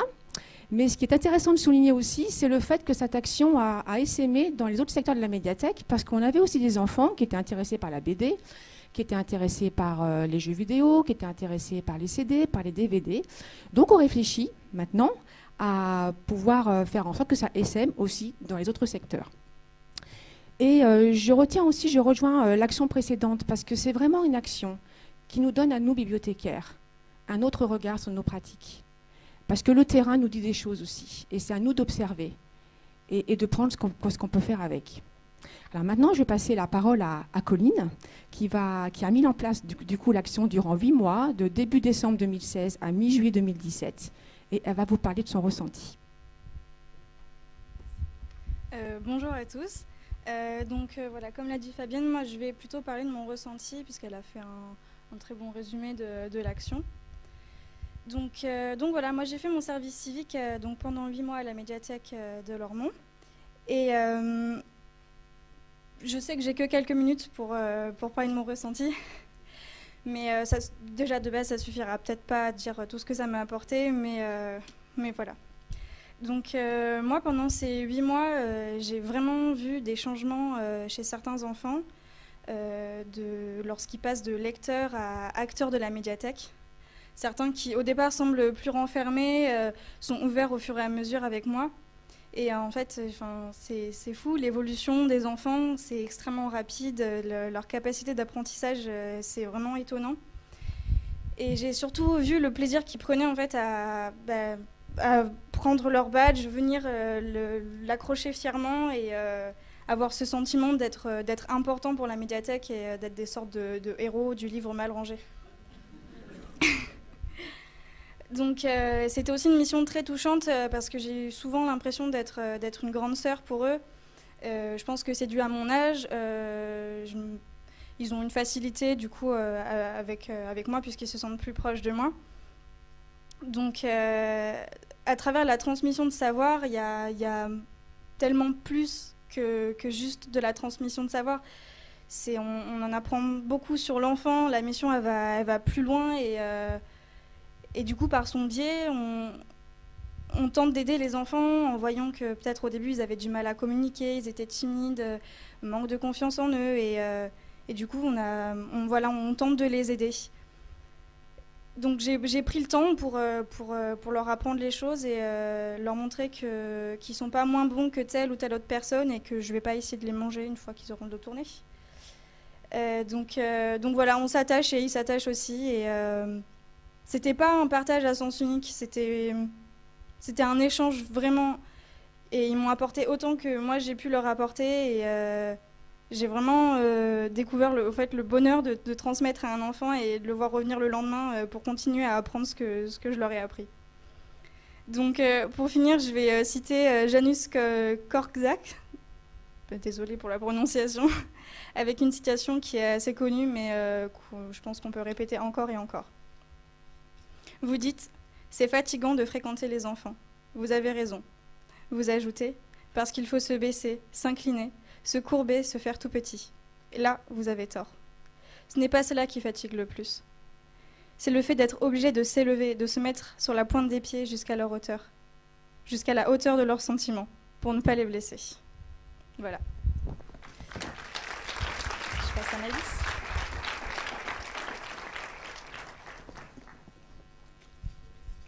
Et on va passer la parole quand même à la parole d'enfant, le plus important. Donc on a Maëlys, bientôt 10 ans, qui est en CM2, qui nous fait le plaisir d'être là aujourd'hui. Sa maman est là-bas, elle l'accompagne. Et voilà, elle est bibliothéquide. La parole à Maëlys. Bonjour, alors moi je m'appelle Maëlys, comme je l'ai dit tout à l'heure, j'ai 9 ans. Je ne suis pas la seule bibliothéquide, il y en a plein d'autres. Vous avez les noms sur tout ce panneau, mais sinon vous allez en voir 3 autres dans le petit film juste après. Pourquoi et comment je suis entrée dans Bibliothéquide ? Pourquoi ? Je rangeais les livres à la maison et je me demandais comment ranger les livres à la bibliothèque. À un moment donné, je suis allée à la bibliothèque et j'ai trouvé ce panneau-là. Et donc, j'ai voulu tenter Bibliothéquide. Qu'est-ce que j'ai appris ? J'ai appris que les bouts de papier sur la tranche, avec des chiffres et des lettres, s'appelait la cote. J'ai appris que les albums étaient rangés par ordre alphabétique de leurs auteurs. Ça m'a apporté beaucoup de joie et dès que je vois un livre mal rangé, j'ai envie de le ranger. Ce que j'ai aimé, l'activité est très souple, on peut venir quand on veut. Et ce que j'ai préféré, c'était nettoyer les livres des tout petits. Conclusion, tellement que j'ai aimé, je me réinscris cette année. Merci.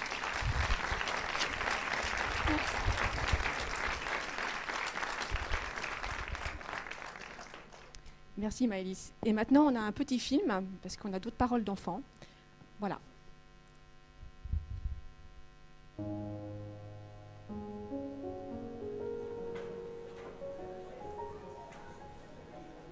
Il y a beaucoup de livres chez toi? Autant qu'ici à la médiathèque? Non. Quand même pas. Qu'est-ce qui t'a intéressé? Les livres, j'aime bien lire, j'aime bien aider. On voulait voir comment ça se rangeait par catégorie.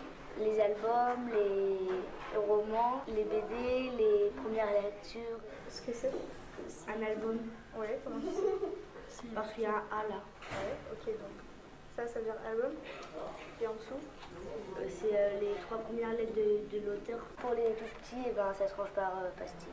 Donc, est-ce que ça passe? Oui, vas-y, tu peux le mettre ici. Dans l'autre sens? Ouais, dans l'autre sens. D'accord. Voilà. Ok, bon, on va peut-être pas se passer.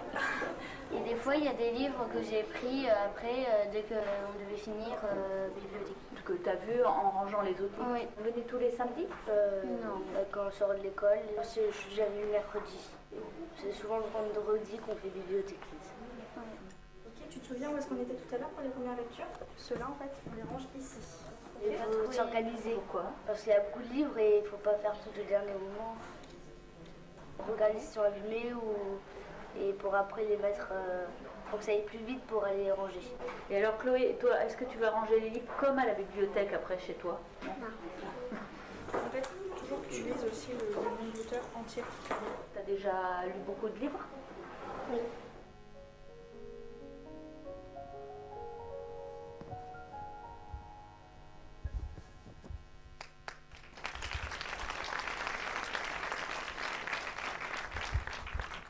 Alors et maintenant, puisque Colline a terminé sa mission mi-juillet, pour l'instant c'est l'équipe du secteur jeunesse avec mes deux collègues qui sont là-bas, Claire et Charles et moi-même qui prenons en charge la mission pour ne pas qu'elle s'interrompe. Donc on assure juste l'intérim et on attend un nouveau service civique pour début novembre, donc qui va perdurer l'action. Et en conclusion, on aimerait vous citer, enfin c'est Maëlys qui va la citer, on a fait un petit cahier au fil des bibliothéquistes avec les perles. Et j'en ai retrouvé une de Maëlys, ça tombe bien, du 11 mars, donc elle va vous la dire. C'est bien quand on est bibliothèque kids, on peut arriver quand on veut, faire autre chose, alors que les bibliothécaires restent tout le temps à l'intérieur. Voilà, donc la vérité sort de la bouche des enfants. Voilà. Merci beaucoup.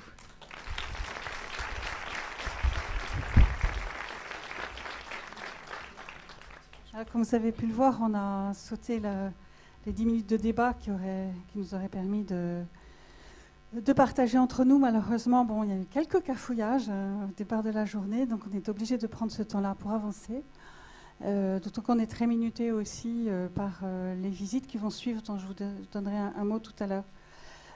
Donc merci particulièrement à Maëlys et à Lormont. Et donc on va finir sur R sur la Dour. Et puis alors Bordeaux, il faudra venir voir Margot tout à l'heure.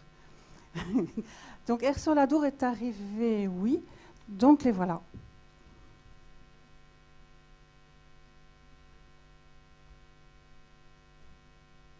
On nous parlait de l'accueil des migrants Oromo. Est-ce qu'il faut dire Oromo ou Oromos? Je ne sais pas. Oromo. Bien, bonjour. Donc, je suis Laurent Pagès, le directeur du réseau des médiathèques communautaires d'Aire sur la Dour, et Franck Dubos, mon collègue. Donc, nous allons vous présenter à deux voix le projet d'accueil d'une communauté Oromo arrivée à Aire après le démantèlement de la jungle de Calais. Pour ma part, je vais me charger d'une introduction rapide en 3 points.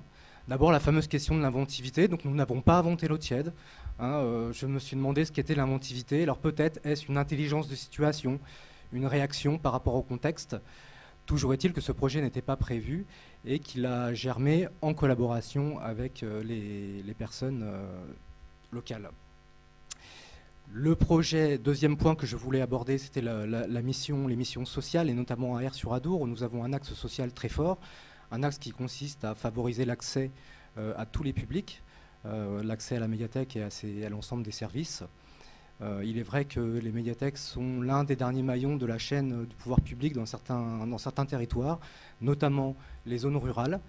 Et cet exemple d'intégration des Oromo, à mon avis, illustre bien cette fonction sociale des médiathèques. Et dernier point, j'insiste également sur l'aspect coproduction de ce projet, puisqu'on collaborait à ce travail à la fois les bibliothécaires, évidemment, bénévoles et professionnels, mais aussi le milieu associatif, les publics eux-mêmes, les Oromo, qui ont été force proposition, et puis enfin un service civique, également un dispositif très utile, il me semble, pour nos structures, un service civique qui, à l'époque, était Franck, qui maintenant est contractuel à la médiathèque et qui s'occupe de la médiation numérique.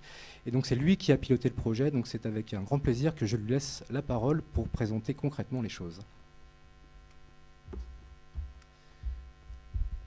Merci. Bonjour à tous. Moi, je vais vous faire un bref historique de ce projet. Il faut savoir qu'au tout début, c'est une idée qui venait des Oromo eux-mêmes. Alors, les Oromo, qui sont-ils? C'est une ethnie d'Éthiopie qui vit en Oromia, qui est un État de l'Éthiopie. Ces Oromo, donc, qui ne se sentaient pas vraiment les bienvenus à Aire-sur-la-Dour, ils ont bien senti certains regards enviés, certains commentaires dans leur dos. Et du coup, ils en ont fait part à leur responsable du CAO, le Centre d'accueil et d'orientation d'Aire-sur-la-Dour, qui a eu l'idée de contacter la médiathèque pour mettre en place une exposition où ils expliqueraient d'où ils viennent, quelle est leur culture et surtout ce qu'il se passe chez eux et qui les a forcés à venir se réfugier en France. Donc bien sûr, on accepte, d'autant plus que ça entre parfaitement dans l'axe 1 social du contrat territoire lecture. Et je prends à bras le corps ce projet, puisque ça entre dans le cadre de mes missions du service civique, qui était l'aide aux personnes les plus éloignées de la culture, notamment ici à cause de la barrière de la langue. Dans un premier temps, il a été important de former chaque participant à ce projet. Donc à partir du moment où on a accepté de monter cette exposition, le CAO a contacté les différents bénévoles de l'association d'accueil des migrants et les plus motivés sont venus à la toute première réunion où je me suis chargé de leur apprendre, de leur transmettre les bases de la mise en place d'une exposition, étant donné que j'étais diplômé en histoire de l'art et métier de l'exposition. Les Oromo étaient là aussi. Leur principale mission, c'était de nous informer de ce qui se passait chez eux, parce qu'évidemment, il fallait que nous, on le sache avant de le transmettre. Il y avait également une bénévole de la médiathèque, également bénévole à l'association, qui était spécialiste de la Corne de l'Afrique. Ça nous a bien arrangé. Et donc, ces réunions permettaient aussi la venue des Oromo à la médiathèque, puisqu'elles se faisaient dans notre établissement, ces réunions, et les rapprocher un peu plus des différents documents d'apprentissage de la langue, puisqu'ils apprenaient le français au même moment. Après ces plusieurs réunions, nous avons mis en place un rétro-planning et réparti les différentes tâches. Puis est venu le moment de se mettre au travail. Le but des Oromo, comme je vous l'ai dit, c'était d'expliquer ce qui se passait chez eux.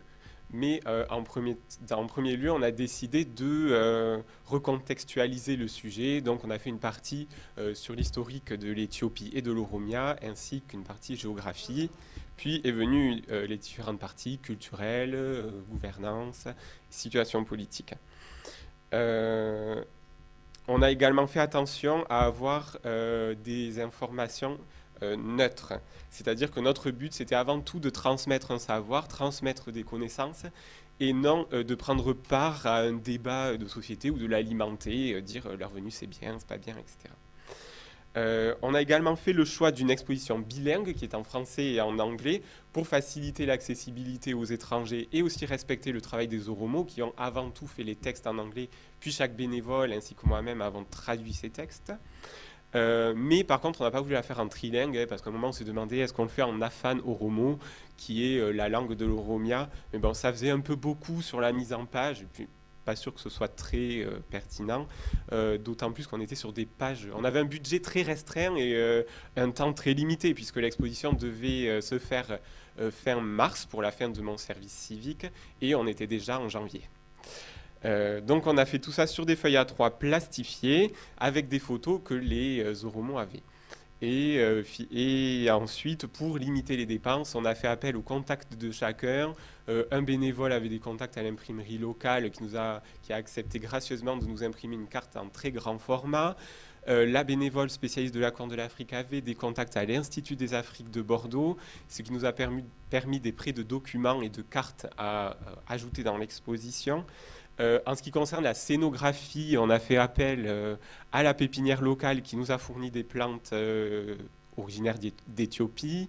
Les Oromo nous ont prêté des drapeaux de l'Oromia. On a fait appel au côté créatif des bénévoles puisqu'ils ont fait une frise chronologique à la main. Et une fois tout ça réuni, le moment était venu de monter l'exposition et de partager tout ça avec les habitants du territoire. Donc ça s'est fait en deux temps, d'abord par un vernissage. Dans ce vernissage, il y a eu évidemment la présentation du projet, son origine, mais aussi une visite guidée par l'un des Oromo, celui qui était vraiment le plus à l'aise en anglais, traduit par une des bénévoles de l'association. Et ensuite, on a eu une conférence dans la semaine qui a suivi d'un spécialiste de la Corne de l'Afrique, Jean-Nicolas Bach, qui est venu gratuitement, car il nous a été présenté par le biais de cette bénévole aussi qui voyage beaucoup dans la Corne de l'Afrique. Et chacun de ces événements a été vraiment un grand succès. On a fait salle comble malgré la programmation très précipitée de ce projet, puisque toute la programmation avait été faite. Ça s'est calé au dernier moment entre un concert et une autre exposition. Ça n'a pas duré, du coup, on était très limité sur la durée. Cette exposition, elle avait plusieurs interfaces. On avait les panneaux, une revue de presse sous la forme de classeur, des tablettes accessibles où on pouvait avoir accès à d'autres articles, et aussi des QR codes un peu partout qui renvoyaient vers des vidéos sur ce qui se passait en Éthiopie. Puis finalement, à la fin de cette exposition, elle est partie au lycée d'Aire-sur-l'Adour, qui nous a demandé s'il pouvait nous l'emprunter. C'était dans le cadre d'une convention au lycée, je ne sais plus trop ce que c'était.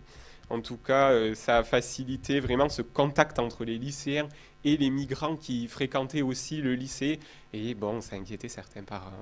Bon, ça a permis aux lycéens de comprendre un peu plus d'où ils venaient. Et voilà, c'était que du positif.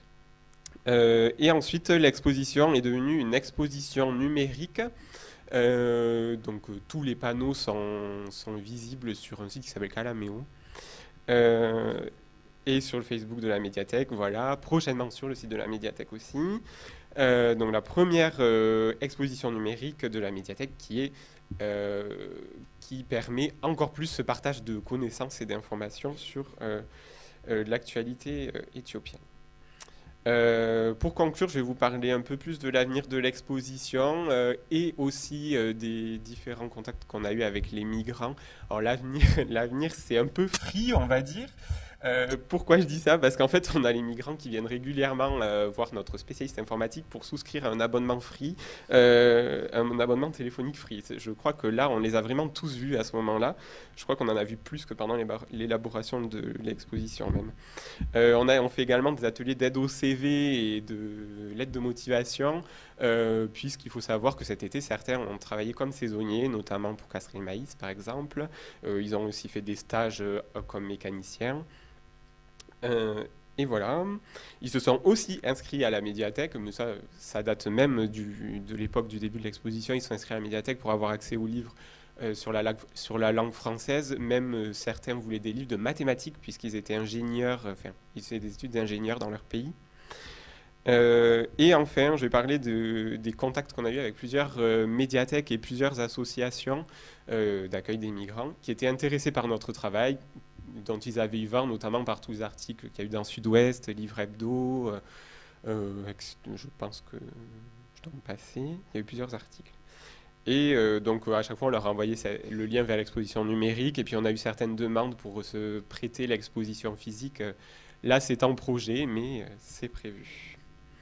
Voilà. Et pour ceux qui sont intéressés par l'exposition, son contenu, on a emmené une tablette dans laquelle la version PDF est disponible. Merci.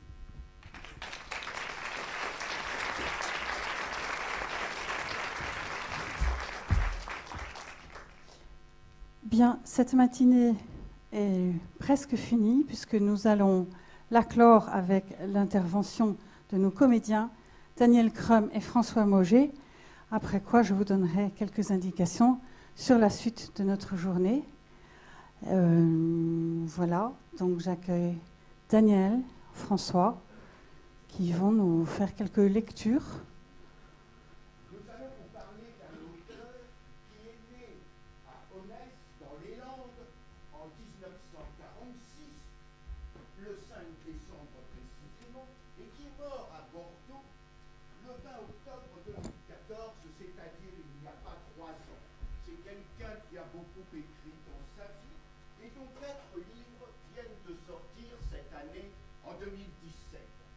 Nous allons donc vous faire une petite lecture des textes de Michel Holl, qui était un pataphysicien. Qu'est-ce que je pourrais vous dire d'autre? Ah, lui-même se définissait comme un écrivain ayant beaucoup lu, c'est-à-dire Gombrowicz, Céline, Nabokov, Porter 33 et Heineken. Voilà.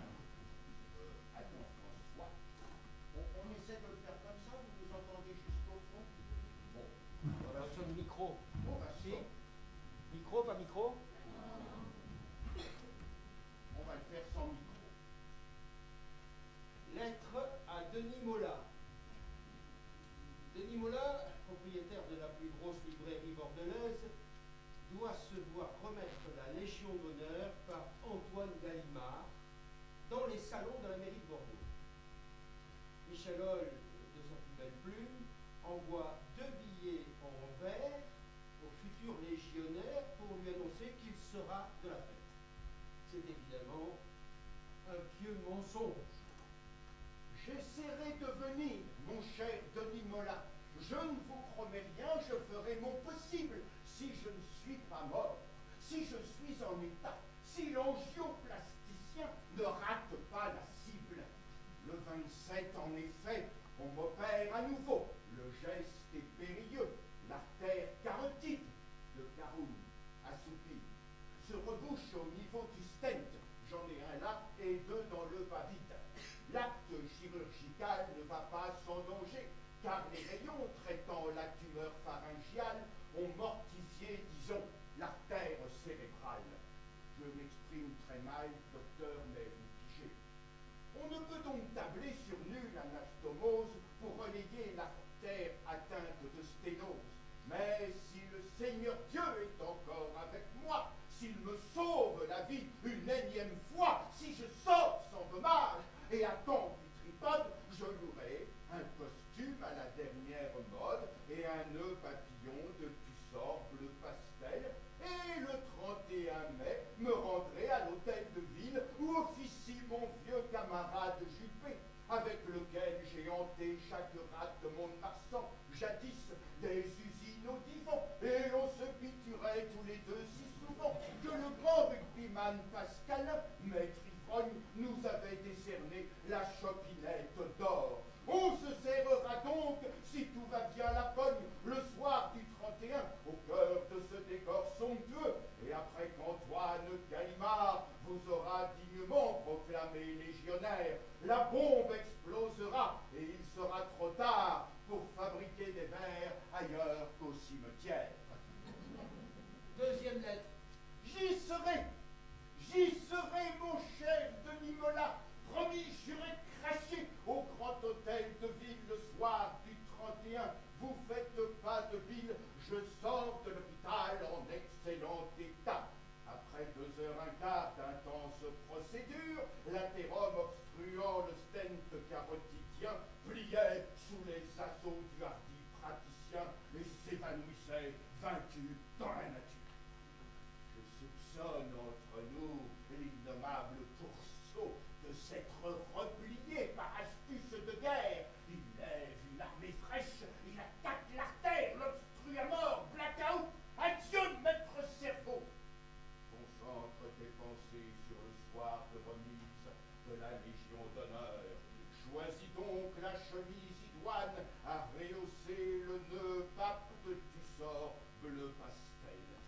Je la vois pourprine ou mi-de-vin, le veston glissouille, le fital châtain cendre, la pochette amarante, élégant, citron tendre. Ah, j'oublie le gilet zinzolin. Et vendredi, je quitte à l'Angélus du soir ma demeure, et prenant l'artère judaïque, j'enfile jusqu'au cœur la cité bordélique. Quel pied, la joie m'habite, enfin je vais revoir l'ami Alain Juppé, le copain de Bahut. Rappelle-toi Alain, notre jeunesse folle, nos nuits se terminaient souvent à la rigole, mais nous avions la foi et courions vers le but. Aujourd'hui, tout est faux. Aujourd'hui, tout est vite. Pour vendredi, ok, j'y serai, c'est d'accord. On vit, parce qu'on est né, et pas encore mort. Comptez sur moi, Denis. Je viens, je me décide. Monsieur, j'ai appris de sources sûres que le château de Malaga était ouvert au public à dater du 14/6/1989. Je viens par la présente me proposer en qualité de guide. Je connais l'opus mauriacien sur le bout du doigt, l'ayant pratiqué sans désemparer pendant coin, nul fourré de la planète Mauriac ne m'est étrange. Et j'ai connu le maître, de son vivant naturellement, à Malagar même. Bien qu'il fût alors aux abois de la mort, il conservait une phénoménale sagacité et son inoubliable discours excusé et exsudé un humour prodigieusement décapant. On peut regretter que Claude François n'ait hérité ni l'ironie ni la fantaisie paternelle, mais gère, me semble-t-il, veuillez m'expliquer.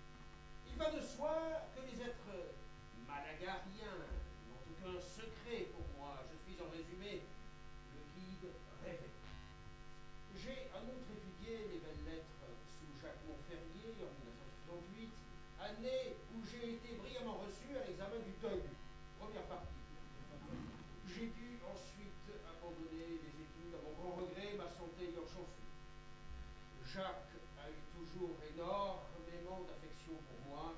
C'était déjà en 68 un superbe mauriacologue et nous passions de nombreuses soirées ensemble, explorant inexorablement l'univers si fantastiquement riche du maître, et nous nous quittions à la piquette du jour, épuisés, mais ravis.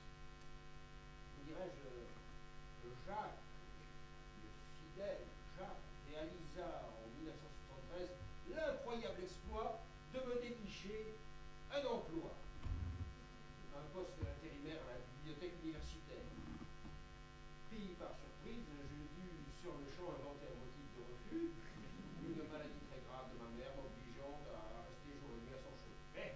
Mais cette preuve extraordinaire d'amitié jamais ne s'effacera de nos mémoires, et je suis sûr qu'aujourd'hui, 16 ans après, aujourd'hui de retaper physiquement, je me sens apte enfin à endosser les responsabilités d'une activité professionnelle. Aujourd'hui, dis-je, Jackie verrait d'un excellent œil ce désir de guidage, désir que ma pudeur native m'empêche de l'exprimer de vive voix, voire verbalement. Je dois vous avouer aussi que j'ai écrit un ou deux livres, mais je puis vous jurer que je ne recommencerai plus jamais sous aucun prétexte. Je veux encore que ces pécadilles ne constituent au point un obstacle sérieux à ma nomination au grade de Cicérone Moria Sylvain.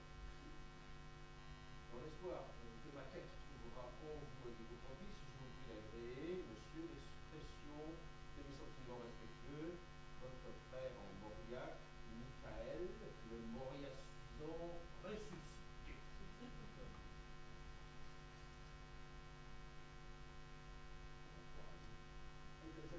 Ah oui, oui, oui. Je serai de toute façon sur place à Malaga le mercredi à 9h30 afin que les choses se passent sereinement. J'ai composé d'ailleurs une chanson que les visiteurs et moi-même chanterons tout en arpentant le jardin des alentours de la maison inspirée. Mauriac François, ton œuvre, Mauriac François, ton œuvre émeut mon moi, ton verbe d'or résonne, résonne, ton verbe d'or résonne en moi très fort. Tes pensées haut m'exaltent, m'exaltent, tes pensées haut m'exaltent le cerveau. Ça nous fait grâce des 15 autres. À présent, dialogue la secte de Jérusalem. Seigneur Dieu, ça alors, vous allez bien? Oh, tout à fait, je vous remercie. Et vous? En forme? Oh, tout à fait, tout à fait.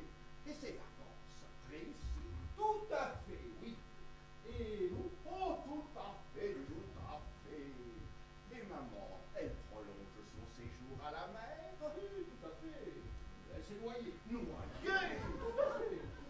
Vierge Marie, noyée? Tout à fait. Dans la mer, morte? Tout à fait. Noyée dans la mer morte, avec ce degré de salure. Tout à fait, oui. Vous pourriez presque l'exhiber en morue verte lors des tournées de propagande.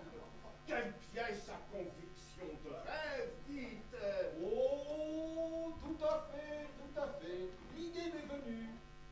J'avais même parlé au samedi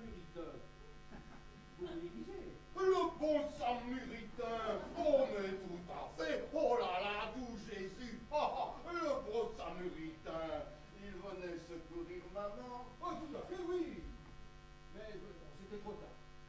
Il l'a repêché au moins? Pas tout à fait, non. Il n'a pas osé. Pas osé, c'est tout lui.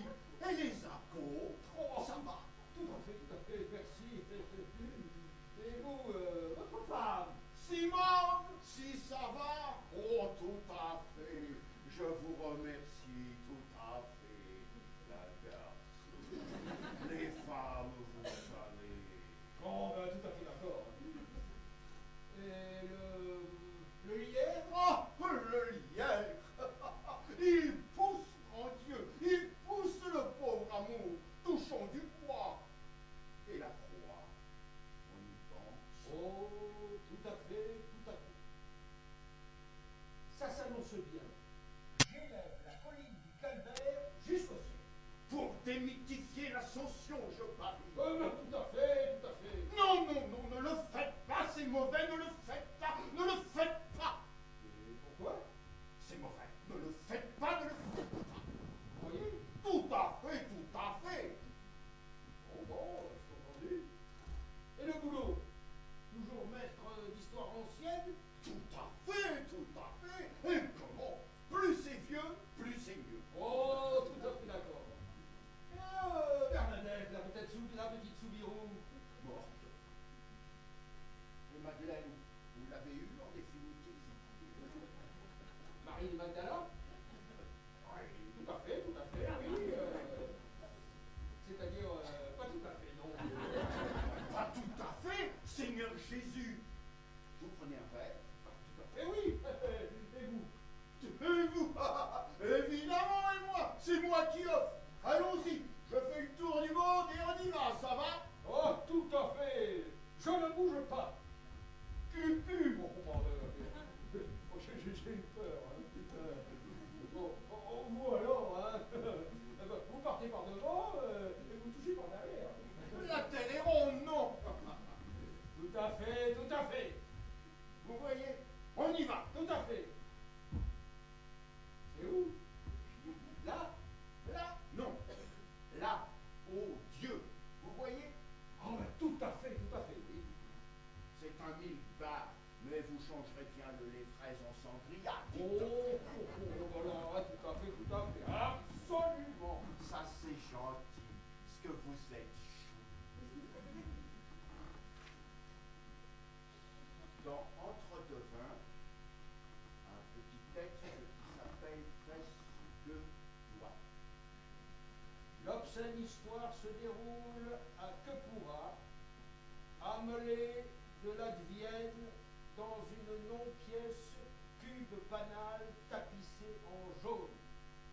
Pot de chambre au pied du mur, les élections se préparent. Que? Hé, Fess, tu connais les derniers sondages? Cerveau est largement en tête, le con. 69%, tu réalises? Fess, 69%? Oh, ça fait rêver. Que 69%. Après ta barbe, cœur, foie, âme, etc. Et moi, je suis en queue. 0,1%. Merde. Fesses et doigts. Et moi? Que 1% chacun, les poteaux. C'est foutu, quoi. On peut se l'arrondir. Autant pisser dans l'urne. Geste vide en direction du pot de chambre. Fesses à doigts, tout bas. Elle nous raconte des craques, la pédale, hein. Elle veut qu'on se barre. Dis rien, tu vas voir. Qu'est-ce que vous dites? Rien, Fess, rien. Je dis à doigt que t'as raison, on va les pioncer. Pas la peine de se faire chier des trucs. Fess et doigts feignent de son ordre. Que? Je les ai joliment baisés, ces enfoirés. Me voici seul face à cerveau. Foi, cœur et âme se décisent en ma faveur. Quant à barbe, que je la corrompe, cette connasse, et je suis président. Cerveau, là dans le dos. Il appelle barbe doucement. Oh, barbe. Fesse, prenons la voix de barbe. Quoi? Qu'est-ce? Fermez l'œil, je suis nu. Que je la ferme côté. Écoute, mignonne, si tu votes que je te laisse pousser jusqu'à nombril. Tu réalises? Fesse, toujours avec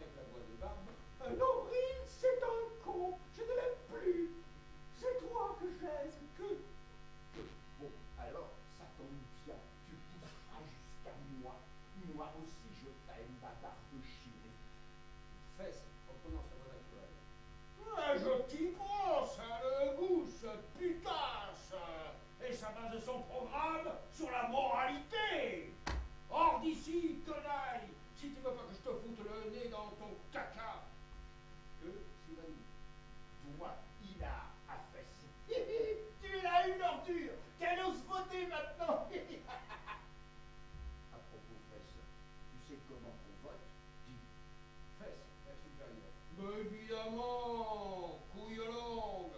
J'écris ton nom sur un bout de peau, tu coupes et tu jettes au pot, voilà. Toi. Et après, Fesse. Oh bah zut, hein.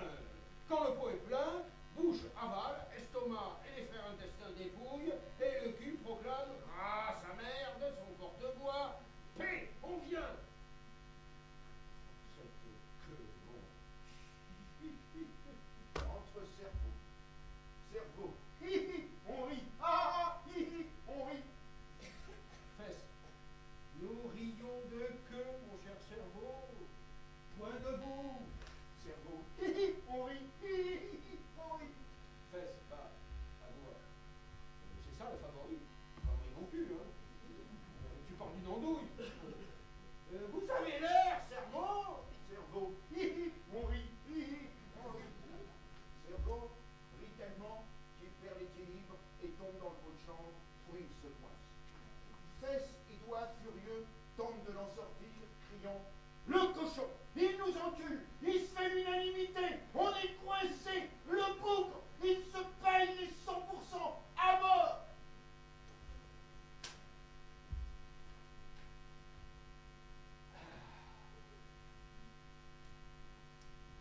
Le vote. Nouvelle version. Tout se vend, allons donc. Joseph Ignacy Krasowski. Ma maman, ma mauve, ma maman, nourrit une invraisemblablement passionnée passion pour le veau. Au se dire, hop, une côtelette de veau. Et elle dit, Quel régal ce veau. à 10 heures, une côtelette de veau. Quel régal ce veau alors. À midi, hop, hop, hop, 3 côtelettes de veau. Et elle dit, Quel régo, c'est veau. Non mais c'est vrai. même quand ma maman ne mange pas du veau, quand par exemple elle coupe en deux le haut de l'oiseau du vermicelle avec un ciseau et mange le elle pense à la prochaine côtelette de veau. Pour goûter, elle prend du chocolat au veau. Pour le thé, du thé au veau. Et comme apéritif, elle prend un pernod au veau. Entre-temps, si Bob vient, C'est toi, Bob. Si on se payait un ambigu, essentiellement à base de veau. à dîner, elle mange du veau et elle dit Quel régal ce veau. Non mais c'est pas vrai. mais jamais elle n'a réussi à rêver de veau, bien qu'elle prenne du tilleul au veau en se couchant. Elle rêve, premièrement, De fée, deuxièmement, de bois dormant, 3, de prince charmant, 4, d'escalier dérobé, 5, de tout ce qui reste et qui n'est pas. mais elle n'a jamais réussi à rêver de veau. Mais c'est ça qui la tue lentement. Au réveil, je le vois bien. Elle se jette sur la côtelette de veau avec une moindre fougue. Lundi dernier, elle m'a même dit C'est égal ce veau. si vous voulez mon avis, ça finira mal.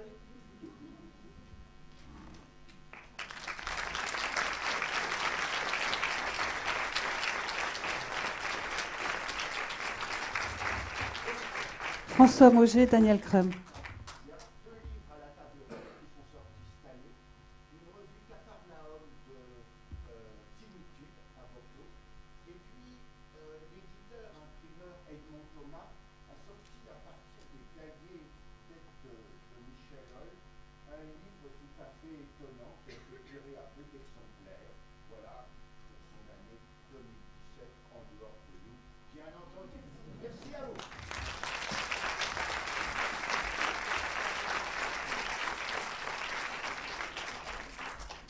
Là qui nous a creusé l'appétit. Donc cet après-midi, nous entendrons la bibliothèque du Bouscat, Biblio-Gironde et la bibliothèque de Bordeaux. Juste quelques indications par rapport à la suite de la journée. La bibliothèque de la Cité est ouverte de 12h à 14h. Donc il y aura des bibliothécaires à votre disposition, ici, en dessous, l'étage en dessous, pour répondre à vos questions. Le centre de documentation, donc à la Cité, qui se trouve maintenant de l'autre côté de la passerelle Corto-Maltese. J'arrive pas à m'en souvenir, mais c'est vraiment la passerelle Corto-Maltese qui est juste en face du bâtiment, que vous allez prendre pour avoir accès au centre de doc, si vous le souhaitez, qui est ouvert de 12h30 à 13h30 pour les gens que ça intéresse. Voilà. Pour les porteurs de badges, c'est-à-dire tout le monde, je vous invite à les garder précieusement avec vous parce qu'ils vont vous donner accès à l'exposition Will Eisner, à l'exposition Sur le fil, sur le vif, pardon, au musée de la bande dessinée et à l'exposition Gaumont, donc à la Cité de la bande dessinée, de l'autre côté de la passerelle Corto-Maltese. Ces badges vous donneront aussi la possibilité, lorsque nous serons cet après-midi à l'Alpha, de monter au 2e étage pour notre goûter. Je reparlerai en début d'après-midi de l'organisation des visites de l'Alpha qui ont été faites en complicité avec l'équipe de la bibliothèque. Voilà. Donc, navré d'avoir été obligé de chanter les moments de questions-réponses, mais j'espère que cet après-midi, nous aurons le temps. Donc, je donne rendez-vous à ceux qui vont visiter les réserves patrimoniales à midi, directement de l'autre côté, aux réserves patrimoniales. Mais je pense que... pardon ? Vous êtes attendus dans le hall, en bas ? D'accord. Pour ceux qui sont inscrits. Donc malheureusement, on a dû en inscrire très peu parce que ce sont des groupes de 15. Donc les gens ont reçu des confirmations, donc ils savent qui ils sont. Sinon, si vous avez oublié, il y a les listes en bas. Quoi d'autre ? Voilà, je n'ai rien oublié. Très bien, je vous attends ici à 14h tapante. Merci beaucoup, très bon déjeuner, à tout à l'heure.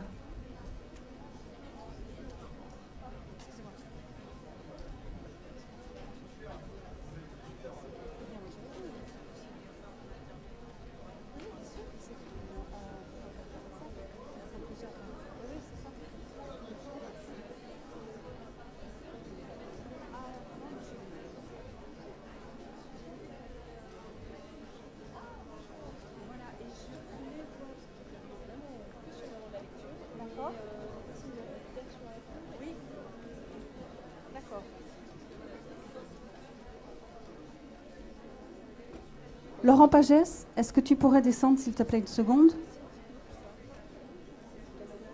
Et l'équipe de Casseneuil aussi, si vous pouviez descendre 2 minutes pour une interview pour la radio.